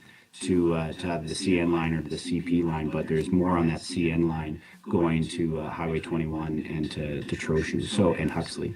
So those are, obviously the economic ties and linkages, as well as even to the north of the Red Deer River to Joffre. There's so many people that live in the Pine Lake area, kind of in the middle of that map, that drive north going into Joffre, as well as from Black Falls going into Joffre as well. So there is a lot of manufacturing and logistics in that central region around Red Deer. Thank you. Okay, thank you very much, Minister Dreeshen. You're more than welcome to stay. Or did I get? Oh, Mr. Clark, sorry, I didn't have ask any questions. No worries at all, Minister. Thank you so much. I just wanted to sort of make a quick comment and been looking at the map here, what your Innisfil Sylvan was previously and the changes that we proposed. And one of the principles is clear and understandable boundaries, and also almost, if I could borrow a phrase, first do no harm. So if we don't need to change something, we're going to try hard not to. And I think in your case, in Innisfil Sylvan, really, we've just encompassed all of Sylvan Lake instead of slicing it in half and just nudge things just a little bit west. And my arithmetic says it's give or take about 1,500 extra people. So we that is just so you kind of have some insight into what we're trying to do is when we can, we try not to change things if we can avoid it. So that's sort of part of the rationale anyway. But I want to come back to some of the first comments you made about the challenges of being rural in LA, which are many. It's a different thing than being an urban MLA. Urban MLAs, I'm sure you know from your colleagues, have their own challenges. They may not be geographic. They are many different languages spoken, different social complexities, transit, all sorts of different kinds of challenges. But I guess what I wanted to ask you about is when you talk with your colleagues who are in the far north and you compare notes on what it's like to be an MLA in rural central Alberta, where, I'm presuming most of your area, you've got decent cell service, you've got roads that are reasonably passable most of the year round, probably plowed, compared to some of the stuff the folks up north go through. I guess I'm just curious, because this is what we're struggling with a bit, is there's complexities and challenges everywhere in the province, regardless of what part of the province we're talking about. But yesterday we were talking about the north, and just wonder if we've got that right. And just maybe if you can comment a little bit on maybe some of the challenges that are similar and some that might be different with the folks in the far north. Sure. And I think the biggest issue is it's not so much a north-south difference as well as an urban-rural difference. And the point I was trying to get across is we have 25 highway maintenance contracts across the entire province. And those are obviously all in rural areas. And if you were in Edmonton and you wanted to get your street or your road plowed, you'd call the city of Edmonton and they, hopefully should be clearing your streets. Where in a rural setting, you have these provincial highways that you're calling your MLA's office to make sure that you can get to work on time. And obviously, yes, the distances, the highway lengths are longer, the commute times are longer. That's all true. But it's you as a citizen, if you're going to pick up the phone and ask or demand better public services, you're calling your rural MLA, not an urban councillor. So I think it's not so much a north-south, but an urban-rural difference. And that's just comparing notes with MLAs to know that they're getting calls about the highways being blocked or closed or not being able to get to work, where if Calgary, Edmonton MLAs, that's just not the same issue for their constituents. Thank you very much. Okay, thank you very much, Minister Dreeshen. I'm the clock watcher. I am going to restrain asking any questions. I'm going to excuse you. But please remain in the room to hear other presentations. It's always helpful to hear people from other perspectives. So the next presenter... I will. Thank you so much. And just a quick question. If I have constituents that are writing into my office, should I continue to send them into the commission? Send them, but without any promises. We're not sure we can, we don't have a lot of spots next week. So, in fact, we have no spots. We have no spots, I'm told. So... Perfect. Well, thank you so much. Appreciate it. Is Kim Harris in the room, or have we dealt with her when we heard from the Airdrie Mayor? Okay, going once, twice, no Kim Harris? Okay. Penny Lougheed, Rocky Mountain House.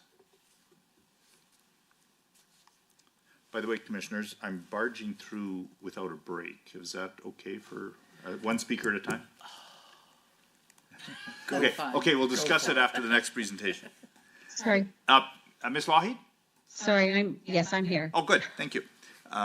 Please identify I'm going to yourself. leave my camera off, though. Okay, no, that's fine. Yes. I'm going to leave my camera off because of rural Wi-Fi, so I'm hopeful that you can hear me through this whole presentation. We can hear you well. My name is Penny Lougheed, and pardon? Yeah, sorry, we can hear you well. Yes, thank you. Oh, I'm glad. Okay. So my name is Penny Lougheed, and I'm from Condor, Alberta, but I am here today representing Wild Rose School Division. I'm one of the trustees on that board, and I really thank you for the opportunity to speak today. We are here to respectfully request that the current electoral boundaries affecting Clearwater County remain as they are. Our concern is not simply about the lines on the map, but how communities function and how services are delivered and how residents are effectively represented. Clearwater County operates as a single connected community. Families live, work, attend school, and access services across the county every day. The existing boundaries reflect these shared patterns and respect the community of interest that already exists. Dividing the county would separate people who rely on the same systems and networks. Transportation corridors play a significant role in daily life in our region. Highways such as 11 and 22 connect our communities and are used daily by residents, students, and workers. To propose boundary changes divide these corridors, creating artificial separations that do not reflect how people move through and rely on the region. From an education perspective, school catchment areas extend across the county and serve both urban and rural families. Students frequently attend school outside of their immediate community. Splitting Clearwater County into multiple constituencies would result in families being represented by MLAs who may not represent the communities where their children attend school. Effective representation is another key concern. Under the current boundaries, community leaders and school boards can clearly and directly advocate to a single MLA. This clarity strengthens communication and accountability.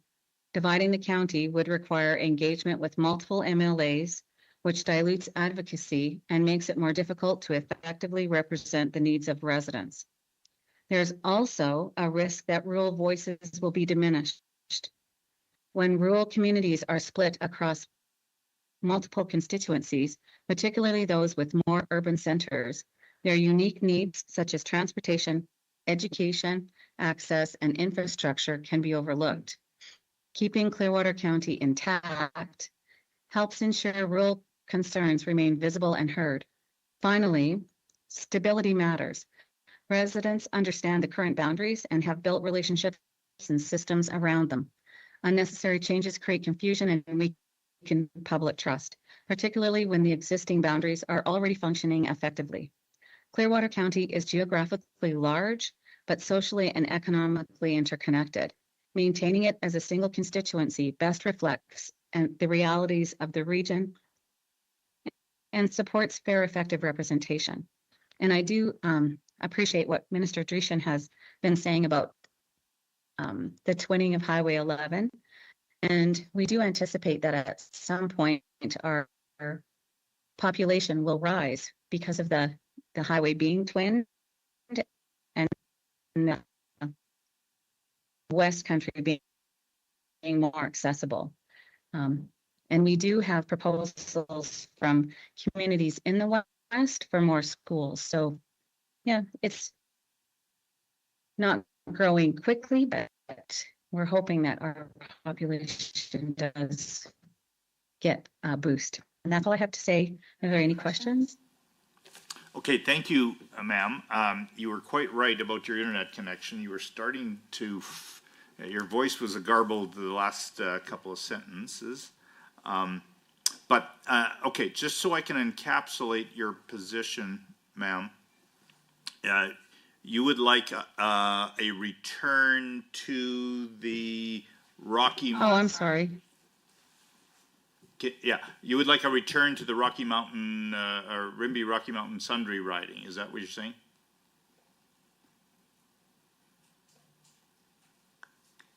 Hello?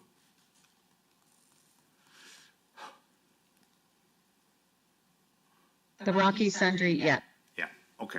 Okay, I'm going to open up for questions from the panel. Yes, please. The commission. So that the Clearwater County itself can, yes? Sorry, hello? Yeah, okay.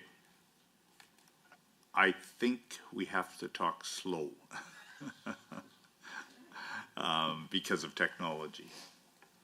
Okay. Okay. Mr. Clark, do you have questions of this presenter? No, I don't. Just thanks and know that we have heard similar feedback Sorry. from others. So thank you. Okay. One question about the boundaries of WRSD school division. So what are those boundaries like, and are they all contained within the Clearwater County? Well, I know that we had sent a letter previously, but we were heard.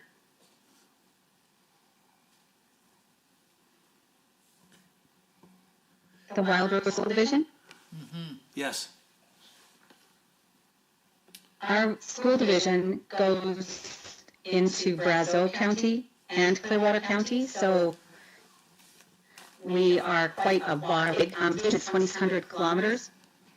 So currently work with two, and been very effective, able to get much time when most rural school divisions were not. So that means that we were able to get our students effective, and we would like to continue those relationships. Okay, thank you. Ms. Lougheed, for today, I have no questions. Thank you. Thank you. Thank you. And thank you for your presentation. I too have no further questions. No, I guess I do. Highway 11, tell me about the twinning. What are your anticipated effects of the twinning of Highway 11?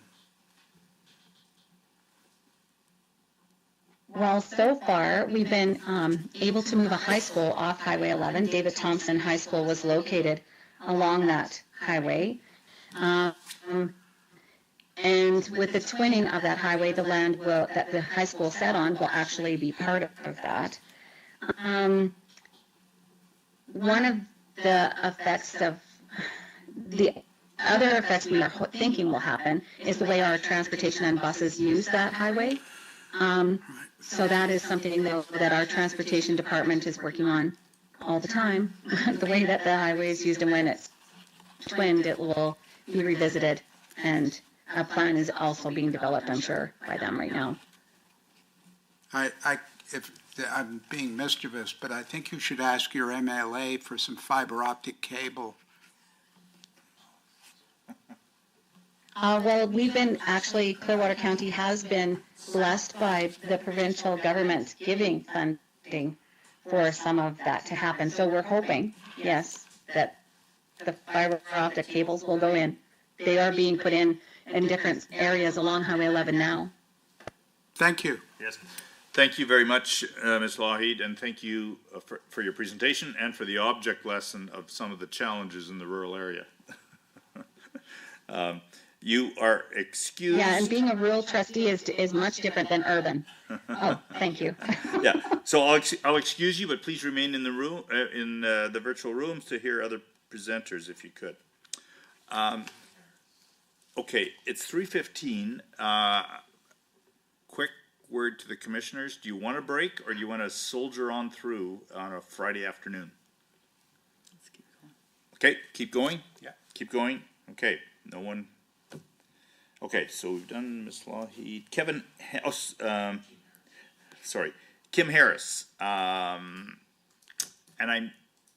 Please introduce yourself and tell us where you're, what ridings you're referencing. Kim Harris, Mayor of Crossfield.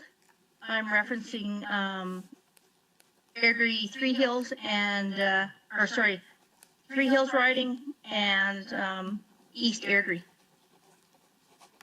Okay, please proceed. Great, thank you. So the City of Airdrie submitted a response during the second round of public engagement on the proposed electoral boundaries. And we appreciate the opportunity to comment on the Commission's preliminary report, particularly in the recognition of Airdrie's exceptional growth and its commitment to effective representation.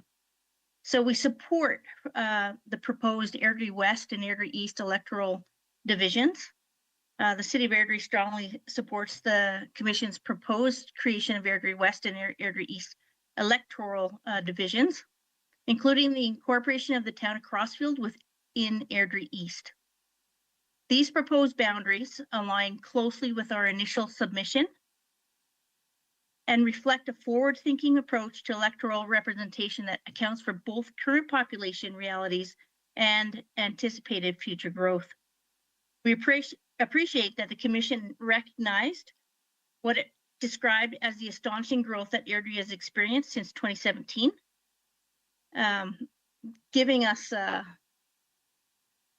hang on one second.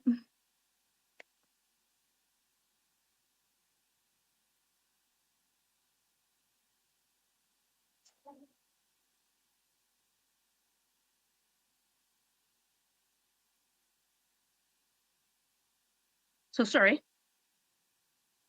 Our comments are intended to support complementary reflecting our shared regional reality. So Crossfield's submission has three clear purposes. First, to formally support the Commission's proposed redistribution scenarios. Second, to reinforce the importance of equitable representation in a region experiencing sustained and accelerated growth. And third, to explain why alignment with Airdrie-focused electoral divisions best reflects Crossfield's community interest and lived experience.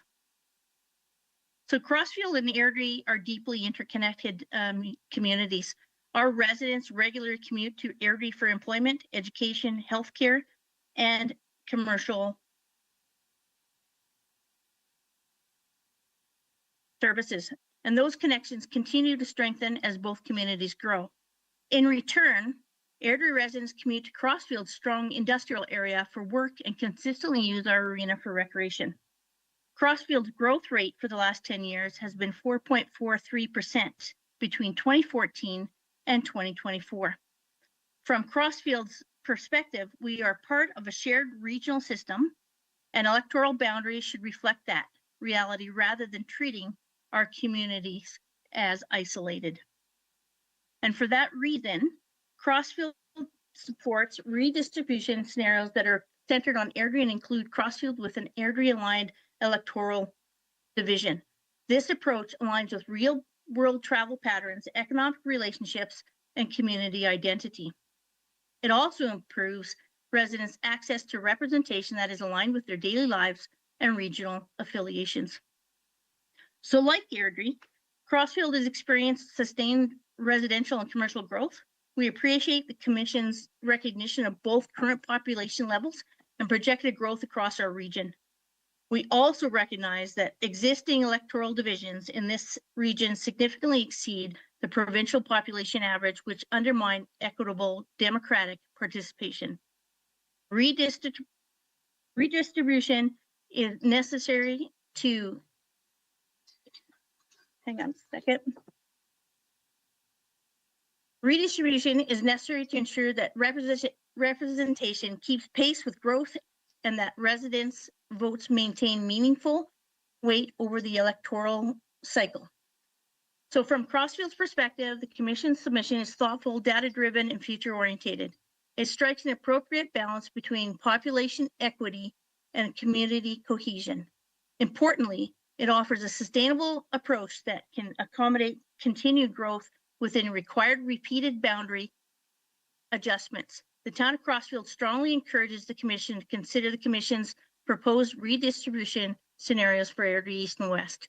These proposals are support voter parity, effective representation, and reflect the lived reality of a rapidly growing, increasing integrated region. We thank the Commission for its careful work and consideration and commitment to effective representation and voter parity, and we appreciate the opportunity to provide our perspective. Thank you very much. Thank you, Ms.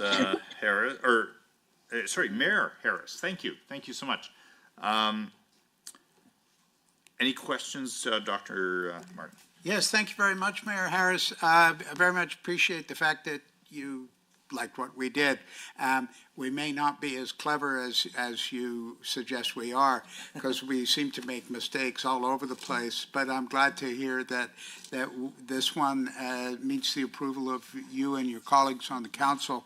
I wanted to ask you in particular to expand upon the economic character of Crossfield, such that there is, as you say, very strong social and economic linkages with Airdrie. I mean, many small towns get jealous living in the shadow of a very, very large and growing town, even though, as you say, yours has been growing very largely as well. So do you see the strategic future for Crossfield as being linked, not merely socially, but economically, with the more dynamic town immediately to your south? That's a great question. And I think the simple answer to that is yes. We are so close. We're only 17 kilometers away, and that gap is closing very quickly for us. The QE2 corridor, as you know, is very important to any town that is along there. And to have shared resources and shared jobs and that growth within both of our communities is going to be very important to us in the future. Right now, Crossfield has about a 70-30% split in industry to residential, and I know a lot of municipalities would be jealous of that as well. But if Crossfield and Airdrie can continue down that path on commercial and the industrial side of economics, I think that we will have great synergies in the future. If I may follow up, Mayor, so Crossfield is more industrial, you suggested, than as one might loosely expect. It's not rural and agricultural industry, but it's something beyond that. Oh, and we have some of the rural farming community here as well, but we, right within Crossfield boundaries, we have a vast industrial area. Thank you. You're welcome. Thank you. Mr. Evans, any questions? No, thank you so much for your submissions. Ms. Sampson? No, and thank you for joining us today. It was most informative. Mr. Clark? Beyond a word of thanks, Mayor, it is always frankly helpful. I mean, that when we receive feedback from the folks who represent those who live in those communities, and it's nice to know you're working so well with your neighbors, and also that you feel we've got the boundaries correct. That is actually more helpful than you know. So thank you so much. Thank you. Yes, thank you very much, Mayor Harris, and I'll excuse you. We've got 4 more presenters, but please remain in the room to hear other presenters. It's always helpful. Our next presenter is Kevin Henderson. Good afternoon. I'm going to leave my camera off as well. I'm not too sure on my internet here. So can you hear me okay? No. Little louder. You're fairly faint. Okay, sorry. I'll talk up a little bit here. Okay. My name is Kevin Henderson, and I specifically wish to speak about the riding changes proposed to the West Yellowhead riding. Okay. I'm not here as a representative from any agency or organization. I'm just here as a resident. I'm a resident of the town of Jasper. I've lived in Jasper now for over 20 years. We've raised our 2 children here, both of whom still live in the riding, one of them in Jasper, the other in Hinton. Prior to Jasper, I also lived in Hinton, and I also lived on the Dunster side of the BC border. So I've been living on the Yellowhead Highway for quite a few years. I'd like to express my opposition to removing the town of Jasper from the West Yellowhead Electoral District. With all due respect to our neighbors in Banff and Canmore, the travel patterns, trading, shopping routes, etc., they run east-west in this area. We in Jasper, we go to Hinton, for example, for our medical appointments. Our children are born in Hinton, as they're not born here in town.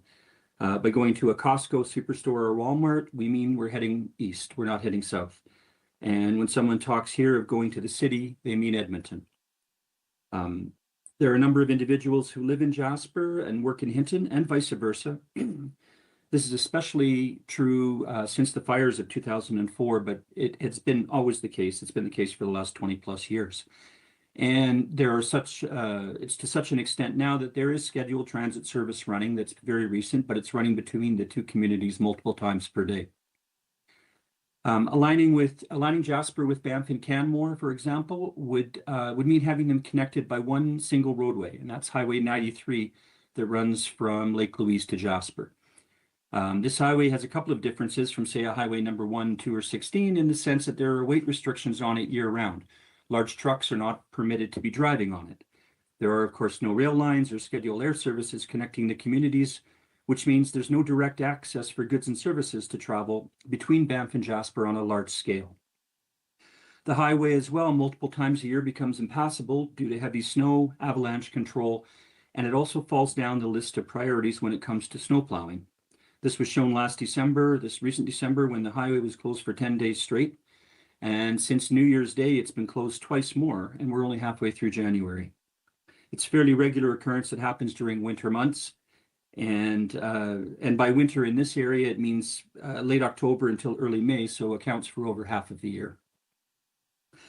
What it means also, though, is that our elected representatives would face more challenges and more time commitments trying to visit a significant portion of his or her constituency.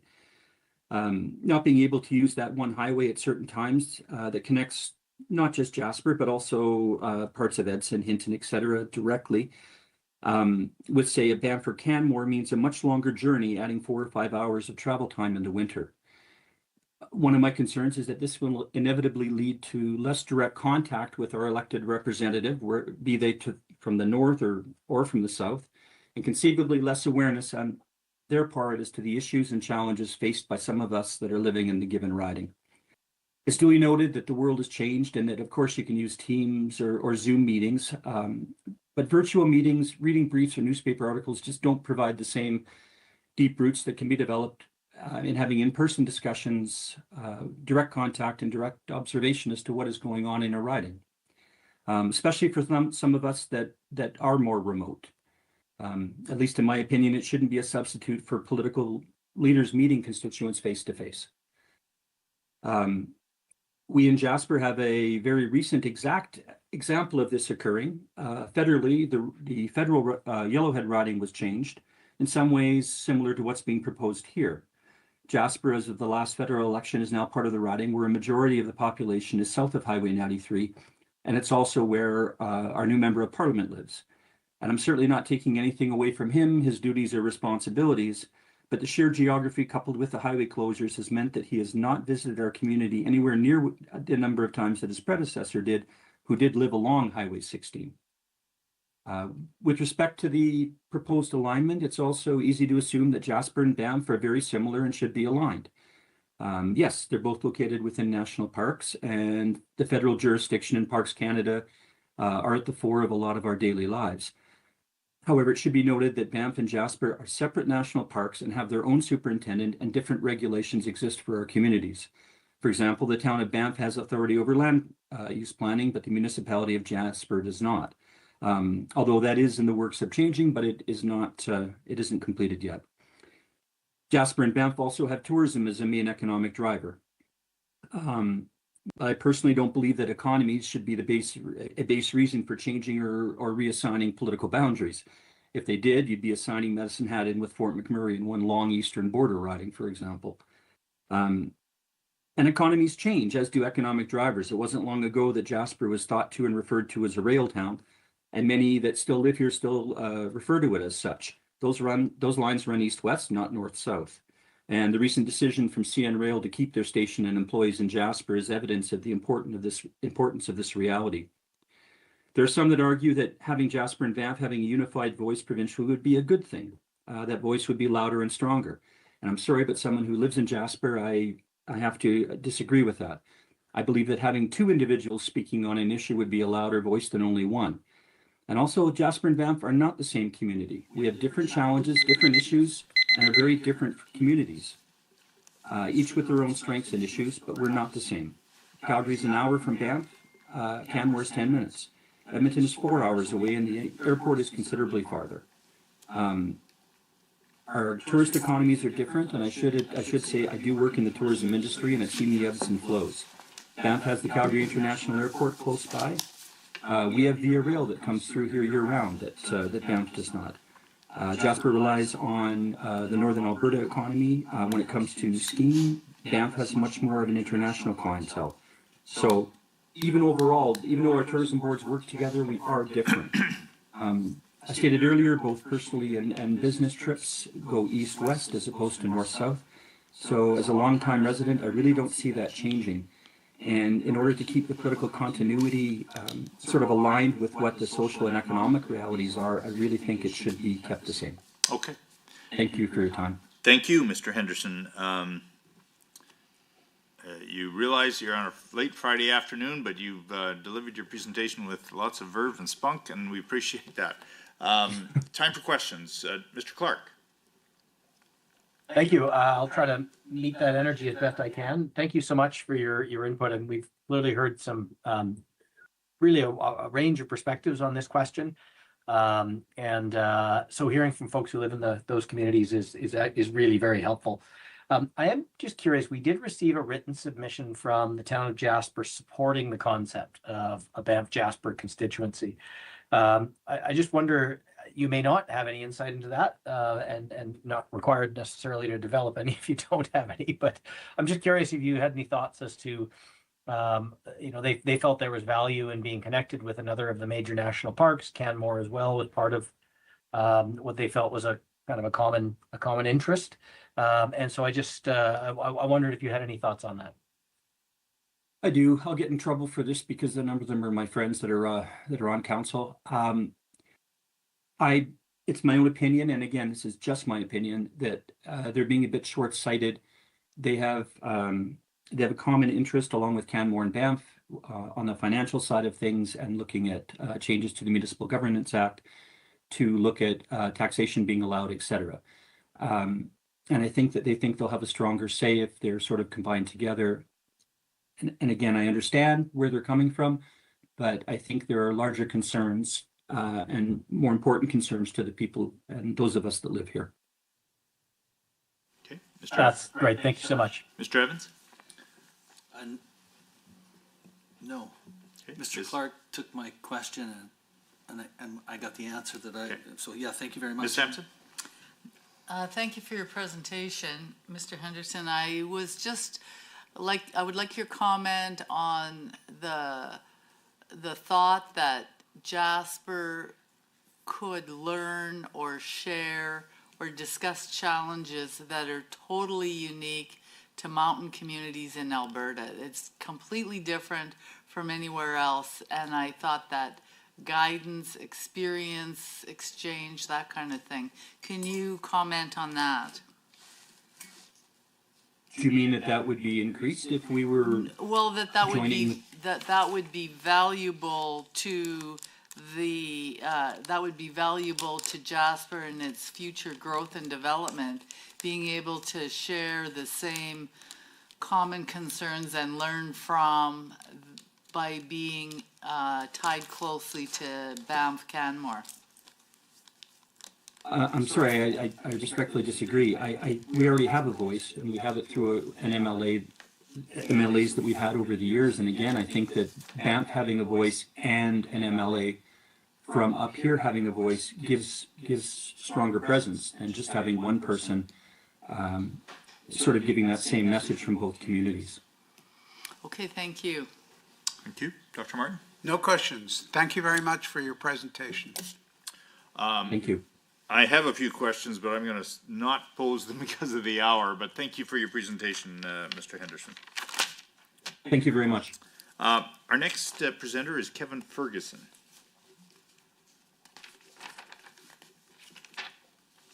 Thank you very much. I'm Mayor of Ponoka, and so our electoral division would be Lacombe-Ponoka. And I'm assuming that you can all hear me? Yep. Yes? Okay, thank you. And I would say this, and I know that the what's going to happen to us is we'll be lopped off and put in with Wetaskiwin and Maskwacis, and we can make that work. My issue though is we can make that work. Right now, I have a very good rural MLA that I work with quite a bit. I also know that the MLA out of Wetaskiwin is somebody we can work with as well too. My concern is, and I guess I'm going to push this envelope here a little bit. I started listening today about your mandate is effective representation, and I do want to address that because I do have my concerns. So when I look at my electoral division and I look at the surrounding ones, there's 6. They're going to be reconfigured into 5. And my concern as a rural mayor, and I'm going to read here in a minute, but my concern as a rural mayor is this, is that Minister Dreeshen is correct. From my perspective, dealing with the provincial government, I would far prefer to deal with as many rural MLAs as possible. Not because city MLAs are bad or that I don't trust them or anything along those lines.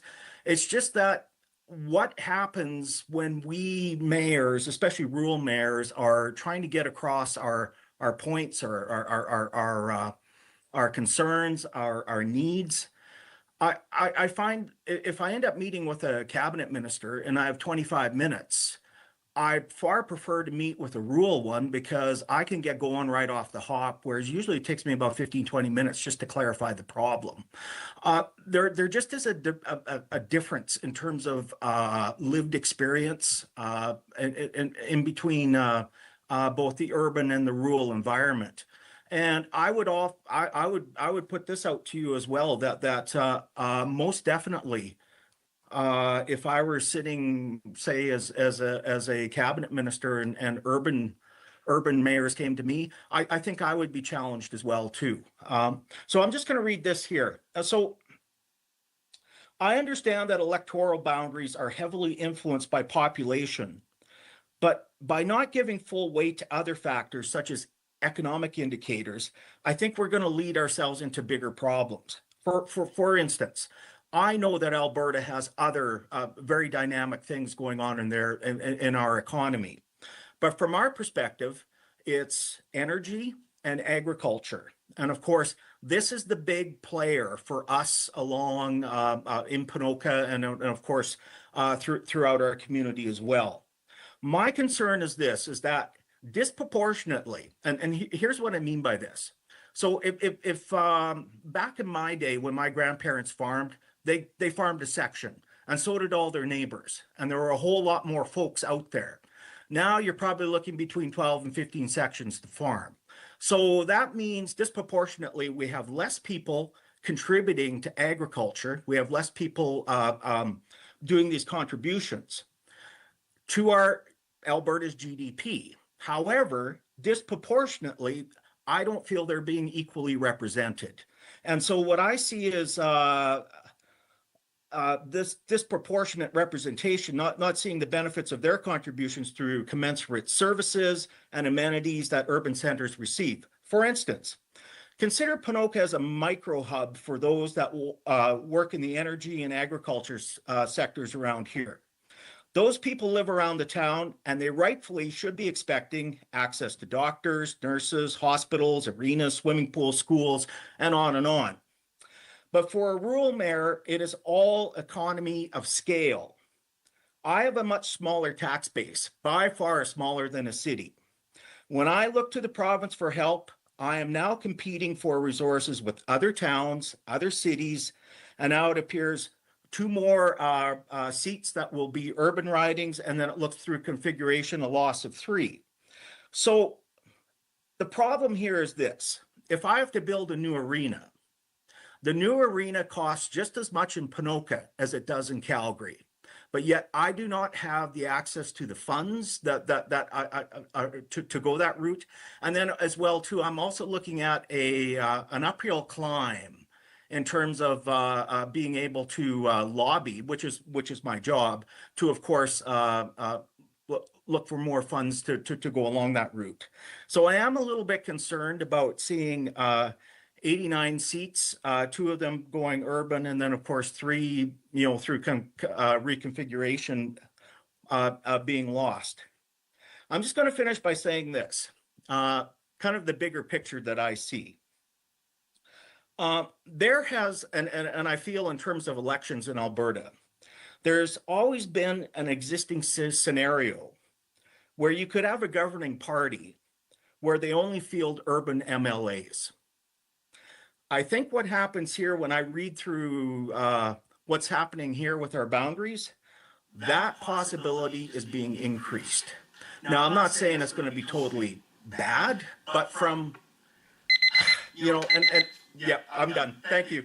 I'll let you, it's a long afternoon. I think you guys get my point, and you've heard it from other rulers as well. Thank you, Mayor Ferguson. This is Mayor's Week, I think. We've had many mayors, not Calgary's, not Edmonton's, but many mayors present this week.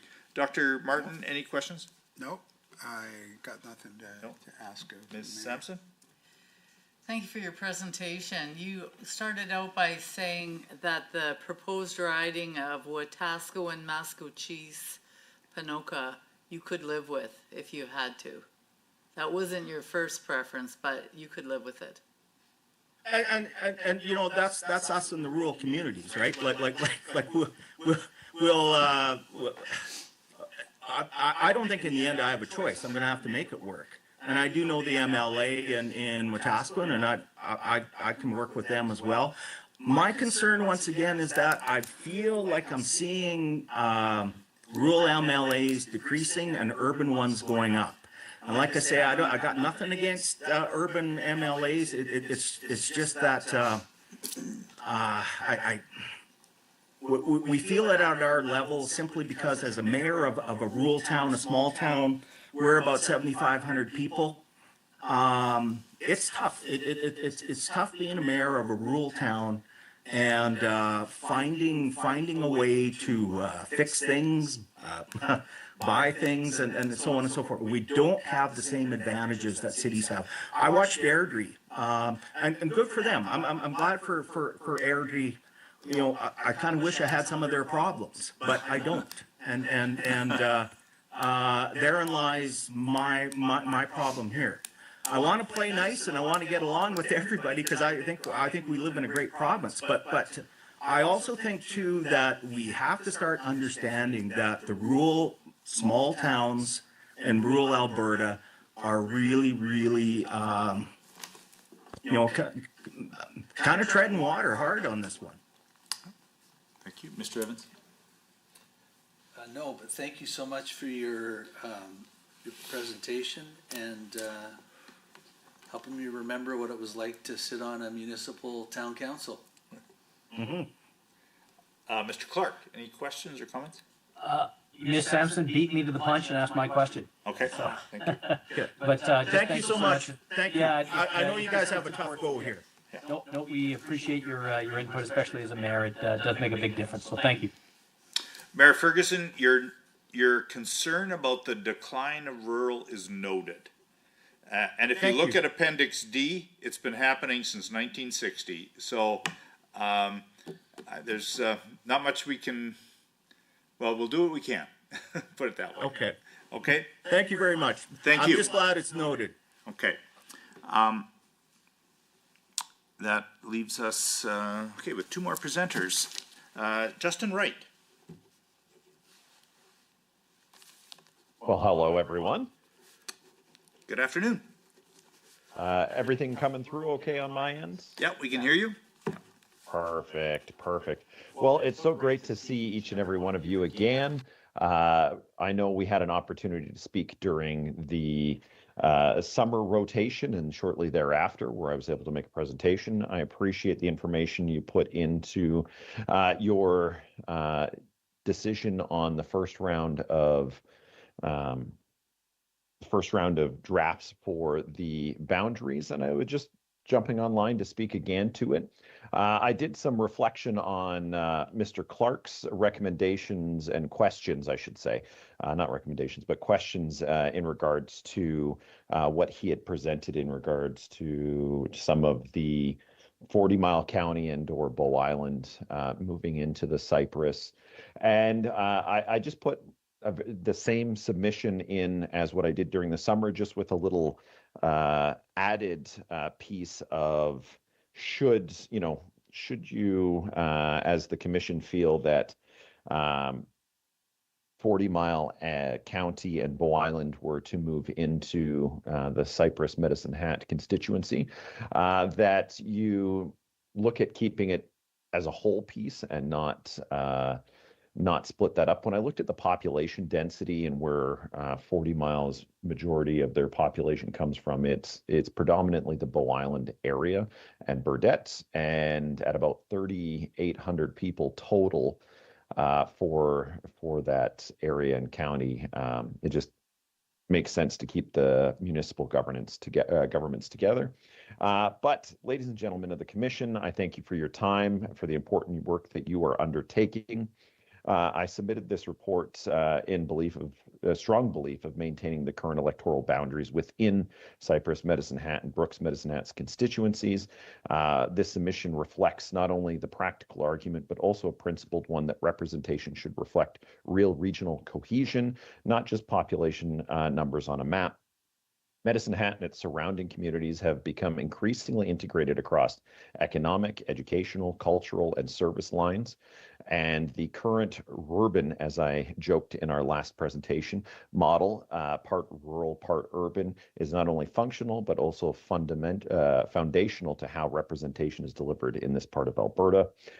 If you'll remember, in the previous presentation, I did comment that I, as the MLA for Cypress Medicine Hat, represent approximately 60 to 65% of Medicine Hat's overall population. Blended ridings such as Cypress Medicine Hat and Brooks Medicine Hat are more than just geographical compromises. They are representationally provide a robust approach to the region. As the MLA representing both urban and rural communities, it enriches the legislative process as you're able to bring forward the concerns you hear from both those living in urban environments, but also those who are feeling the pressures of rural communities, as we heard from Mayor Ferguson as well. When we really take a look at understanding the diverse needs of Alberta as a whole, blended ridings give a better representation of understanding the blend of Alberta's both economy as well as urban and rural settings. Urban settings often drive economic growth, while rural areas supply resource, cultural backbone, as well as new and innovative ideas coming from rural ridings. Together, they form a cohesive constituency that is greater than the sum of its parts. This blend ensures better governance, where urban priorities such as infrastructure, healthcare, and innovations are harmonized with rural concerns such as agriculture, transportation, and land use. It also provides more versatility and grounded legislators. On to the next point that I have, two MLAs representing the area as a regional approach is not just a necessity, not just a luxury. In a time where regional voices risk dilution, maintaining two constituencies anchored in the Medicine Hat region is not just a luxury, it's necessary.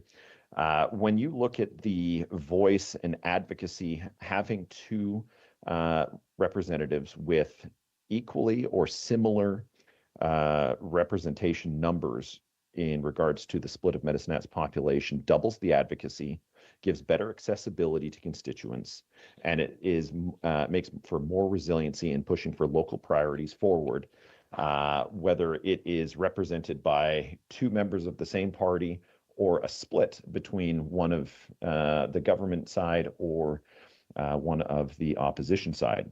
Considering the challenges of the region and our region specifically, is actively managing urgent care investments, post-secondary innovations, major infrastructure upgrades, school expansions, and energy diversification.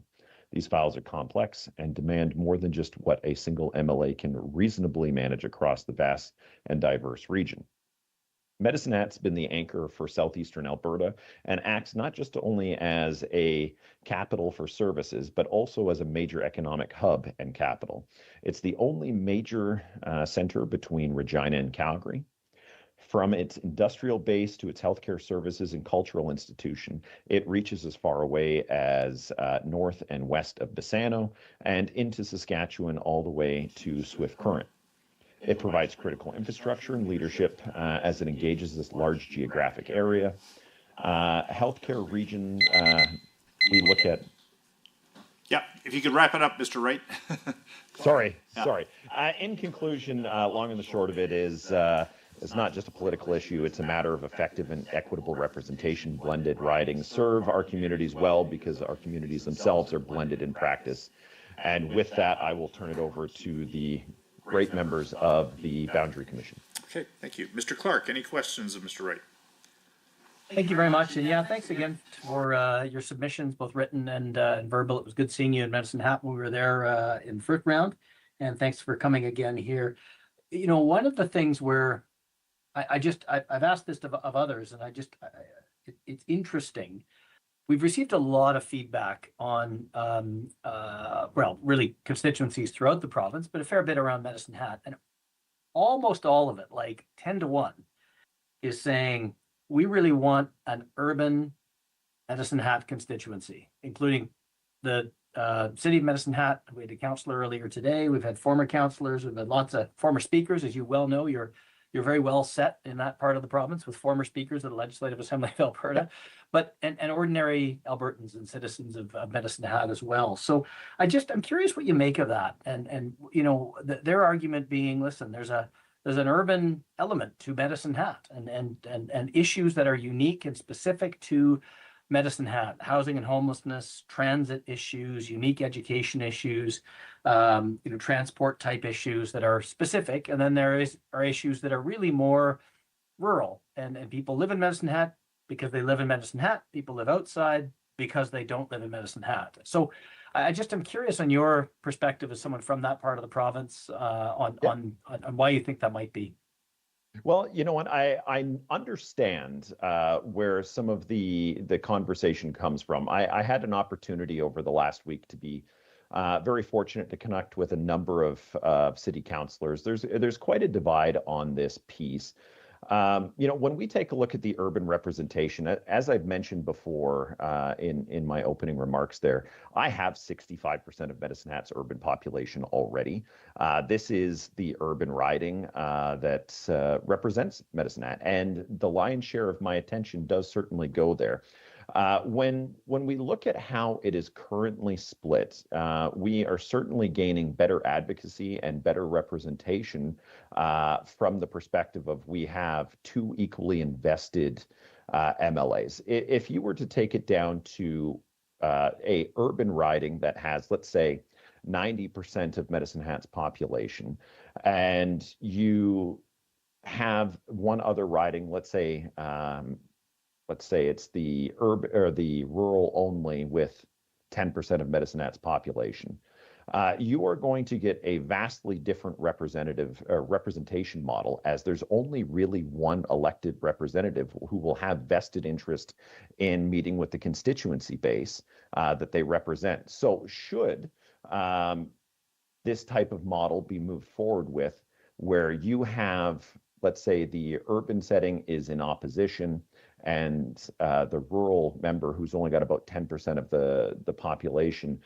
goes into the government side, you lose the voice at the table by not having equal or near equal voice in the voter base of the riding. So what I mean by that is, right now, the way the split is at about 35 to 45 in Brooks Medicine Hat of the percent of the population, and 60 to 65% in my riding. There is a vested interest for both parties to be advocating for the needs of Medicine Hat in near equity from both of those members. So by having a larger piece of the pie, Medicine Hat itself as an urban setting benefits from the representation splits that the Lethbridges of the world, the Red Deers, the Airdries do, which is these much larger population centers, where they have only 2 representatives representing, 190,000 to 120,000 people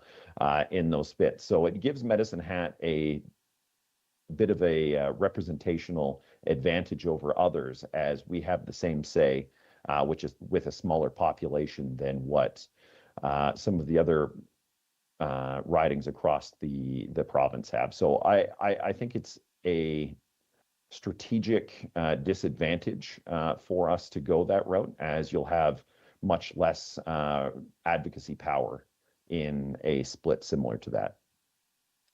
And just another very quick question. We've proposed to make the names by size of community as opposed to alphabetical. Do you have a strong opinion one way or the other over Medicine Hat, Cypress, Medicine Hat? I kind of do.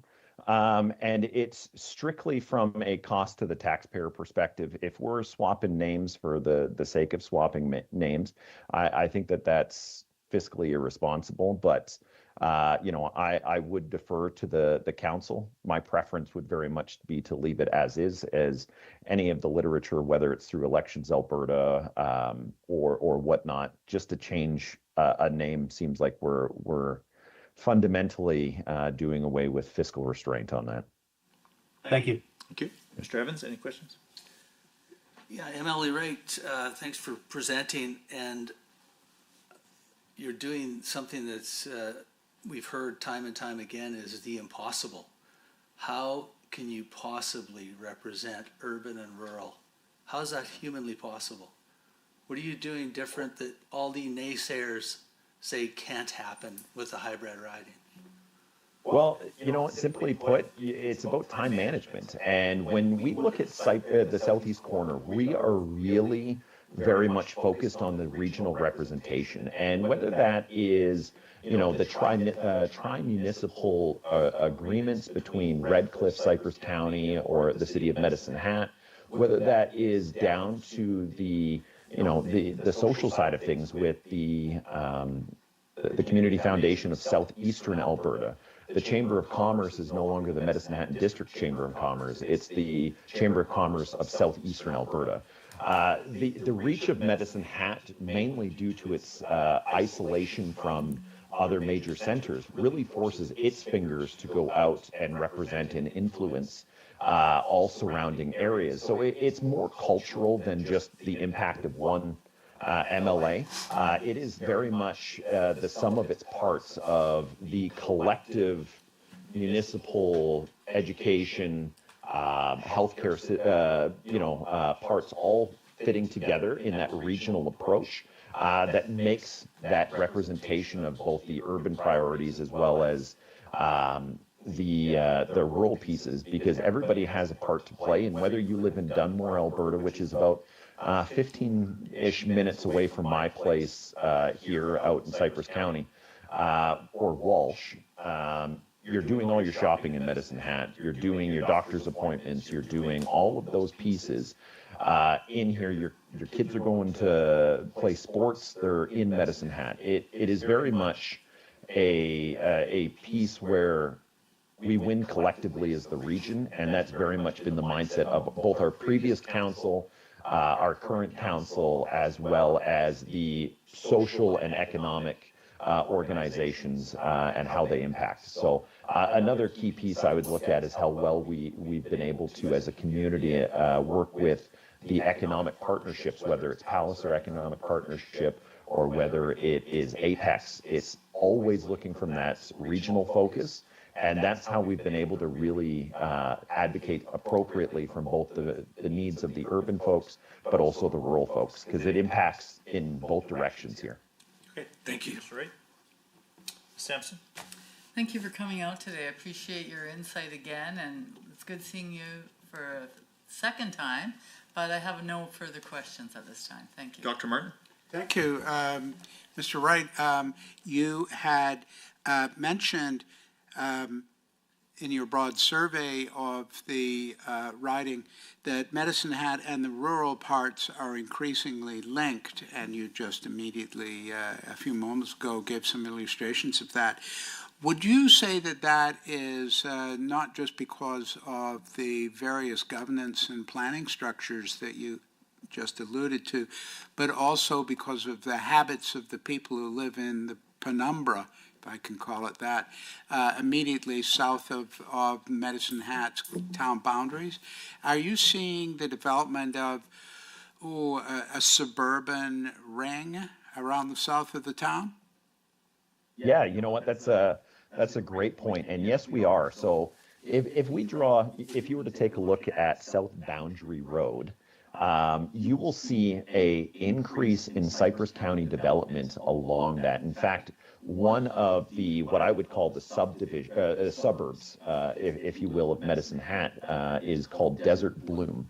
And that is having one of the largest growth areas in that growth around the ring. And we could continue further to the east with Dunmore, which I talked about earlier. We can even push a little bit further west, where we're seeing significant investment on Highway 3. But within that 5 to 10 minute drive from city boundaries, we're seeing an exponential number of houses being built in that area compared to the last 20 years. So there is certainly that suburban approach that's already happening within the Medicine Hat region. Thank you, sir. Thank you, Mr. Wright. I just want to have one question. Yes, sir. We have a lot of complaints about the border, the boundary, between the two ridings, and several people, even those who wanted to create a strictly urban riding, said at the very least, if you don't do that, use the river as the boundary. Now, I know we looked at that quite closely as a commission, and I don't have my notes as to why we didn't do that. But do you have a sense of how many, my recollection is if we would have taken that region that is in your riding, that is south, let me think. Sorry, the portion of Brooks Medicine Hat that is south of the river, and put it into your riding, do you have a sense of how many people that would be? Yeah, I believe when we talked during the summer, and when I look at the data beforehand, it was because Brooks Medicine Hat wouldn't have the population necessary for that riding, and that's why that carve out was given. Yeah, okay, so that you would have way too many people then. From my understanding, yes. Okay, yeah, okay. Okay, well, we'll look into that, and thank you very much for your presentation and for staying late, and you are excused. Well, thank you very much. Have a good rest of your day, everyone. Thank you. It is now 4 o'clock, and our last presenter on my list is Helen Holder.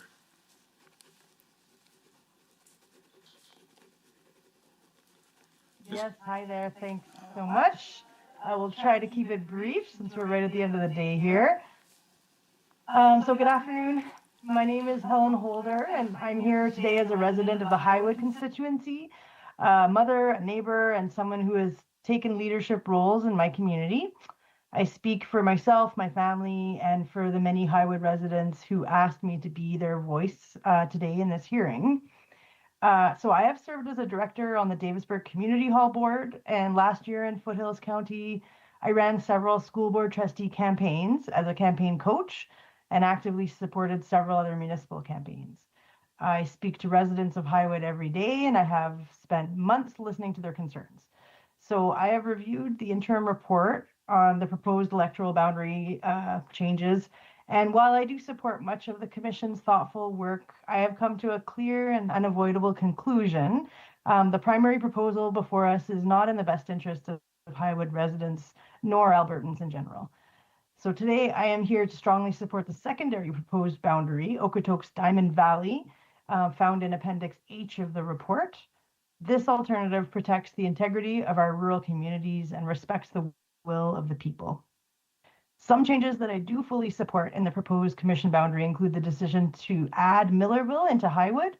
Millerville shares our rural character, our community rhythms, and our land-based priorities. Its residents shop, they volunteer, worship, and build community all within the same networks as the rest of Highwood. So their inclusion strengthens the unity of our rural region. But just as Millerville is a natural fit for Highwood, Diamond Valley must remain with us as well. Diamond Valley and Okotoks are deeply intertwined communities. Okotoks may be urban, but they are very much connected to their rural neighbors. Their families share schools, recreation, health services, sports, cultural programs, and day-to-day life. These towns are connected economically, socially, and historically, and their residents see themselves as part of the same community fabric. Removing Diamond Valley would fracture a decades-old community of interest and artificially divide a region that functions as one. Keeping Okotoks, Diamond Valley, Millerville, and the surrounding rural areas together is not only logical, it reflects how people actually live day to day. So Highwood has always been a rural constituency at its heart. The land stretching from Calgary's southern edge to the long-standing Highwood boundary at 434th Ave has for generations been defined by rural life, by agriculture, ranching, open land, and communities built on stewardship and shared values. Highwood residents have been crystal clear about the future that they want. In the 2025 municipal election, they voted decisively for responsible development. Every councillor who campaigned on slowing down growth kept their seat. Every councillor who failed to prioritize responsible development was not re-elected. Even Okotoks, despite rapid population growth, chose a council committed to a more measured pace of development. The message from the people could not be clearer. They want responsible growth. They want their rural identity protected, and they want their voices to matter. But dissolving Highwood into a Calgary-Okotoks urban riding does the opposite of that. It disregards the choices our residents have already made and blends rural communities into an urban system where their voices become overshadowed. This isn't hypothetical. We know what happens when rural and urban communities are merged into the same riding. Number one, we get unequal representation. Dense urban populations unintentionally overshadow rural voices. Rural residents lose access, visibility, and priority. Number two, misaligned policies. So urban-focused policies like transit, density, rapid development, they don't fit rural realities and often can harm agricultural and land-based communities when applied broadly. Number three, conflicting land use priorities. So urban expansion causes pressures that clash with rural stewardship and property rights. This creates direct competition for the same MLA's attention, makes it difficult for rural to be represented. Number four, public safety differences. So rural emergency response, volunteer fire, RCMP, policing, wildfire, and flood preparedness. These require unique advocacy that gets lost in mixed ridings. As we've seen with other presentations today, that seems to be a common thread. So number five, economic divergence. Highwood's economy is built on agriculture, small businesses, and land-based industry. Southwest Calgary's economy is urban, service-driven, and density-focused. One MLA cannot advocate effectively for both. Number six, loss of community of interest. So Highwood's communities are connected east, west, and south, not north into Calgary's urban core. So combining us with Calgary breaks longstanding community relationships and weakens civic engagement. It also takes away our identity by removing the name Highwood. Let's keep the name, save cost, and preserve Highwood pride. And at the heart of all this is the simple truth. Rural residents are not asking for special treatment.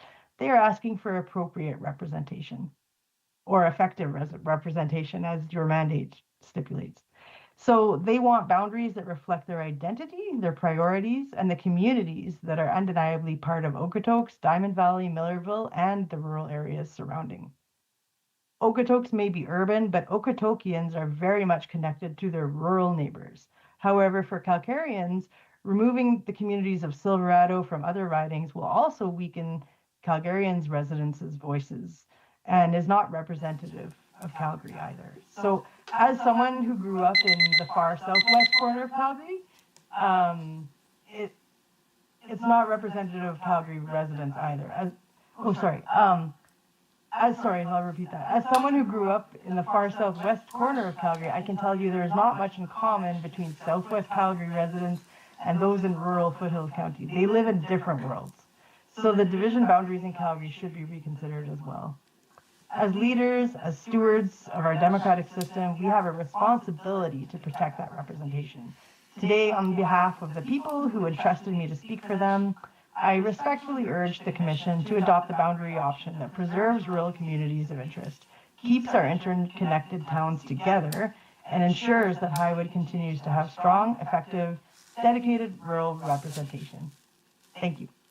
Thank you very much, Ms. Holder. Tell me again, where do you live? What do you live in Okotoks? No, I live rurally between Calgary and Okotoks, further east in the county. Okay. Yeah, in the constituency. Yeah. And Kind of closer to the eastern boundary. And you make a pitch for reverting to the old name, Highwood. Yeah, I mean, just from a. Well, what's the history of Highwood there? Yeah, so Highwood had previously, I mean, it has changed boundaries a few times, but the Highwood River is really the historic significance. So Highwood River is closer to the eastern boundary of the constituency, and previously we did include High River as well in the Highwood constituency, and High River does have a lot of connection with the area as well, almost as much as Diamond Valley does actually. So, but we understand that we can't have it all. So, you know, that is a loss that I think is reasonable. We've been without High River for some time now already, so that's understandable. But there is a lot of deep connection in the area, and I think it's worth preserving. Okay. And I mean, really, it's just from a cost perspective, right? You know, we'll have to change a whole lot of, you know, naming, and there's just some costs associated with all of that. So. Okay, thank you. Dr. Martin, any questions? No, thank you for coming, but we've had several letters, more than several, and several presenters as well on very similar themes, and so I'm glad to hear you reinforce them. Thank you. Ms. Sampson? Yes, thank you for coming out tonight, and exactly that. We laid this out with the A-B scenario in hopes that we could get the feedback and you could feel like part of the process. So thank you very much. Mr. Evans? Thank you. No, nothing. Thank you so much for your submissions. Mr. Clark? Not so much a question as, you know, you've given us a new bit of information today, which I didn't know, which we are, as I think you may have been on for most of this afternoon's presentations, and there's been a lot of back and forth on this question of rural urban hybrid, some in favor, some not in favor. And part of what we're trying to do is establish a community of interest, quote unquote. I think you've effectively made that case for the Highwood area specifically. But the one example you used that I found really compelling was the results of this most recent municipal election. That the folks who were opposed to growth in that area won the election. The folks who were pushing for growth were turfed.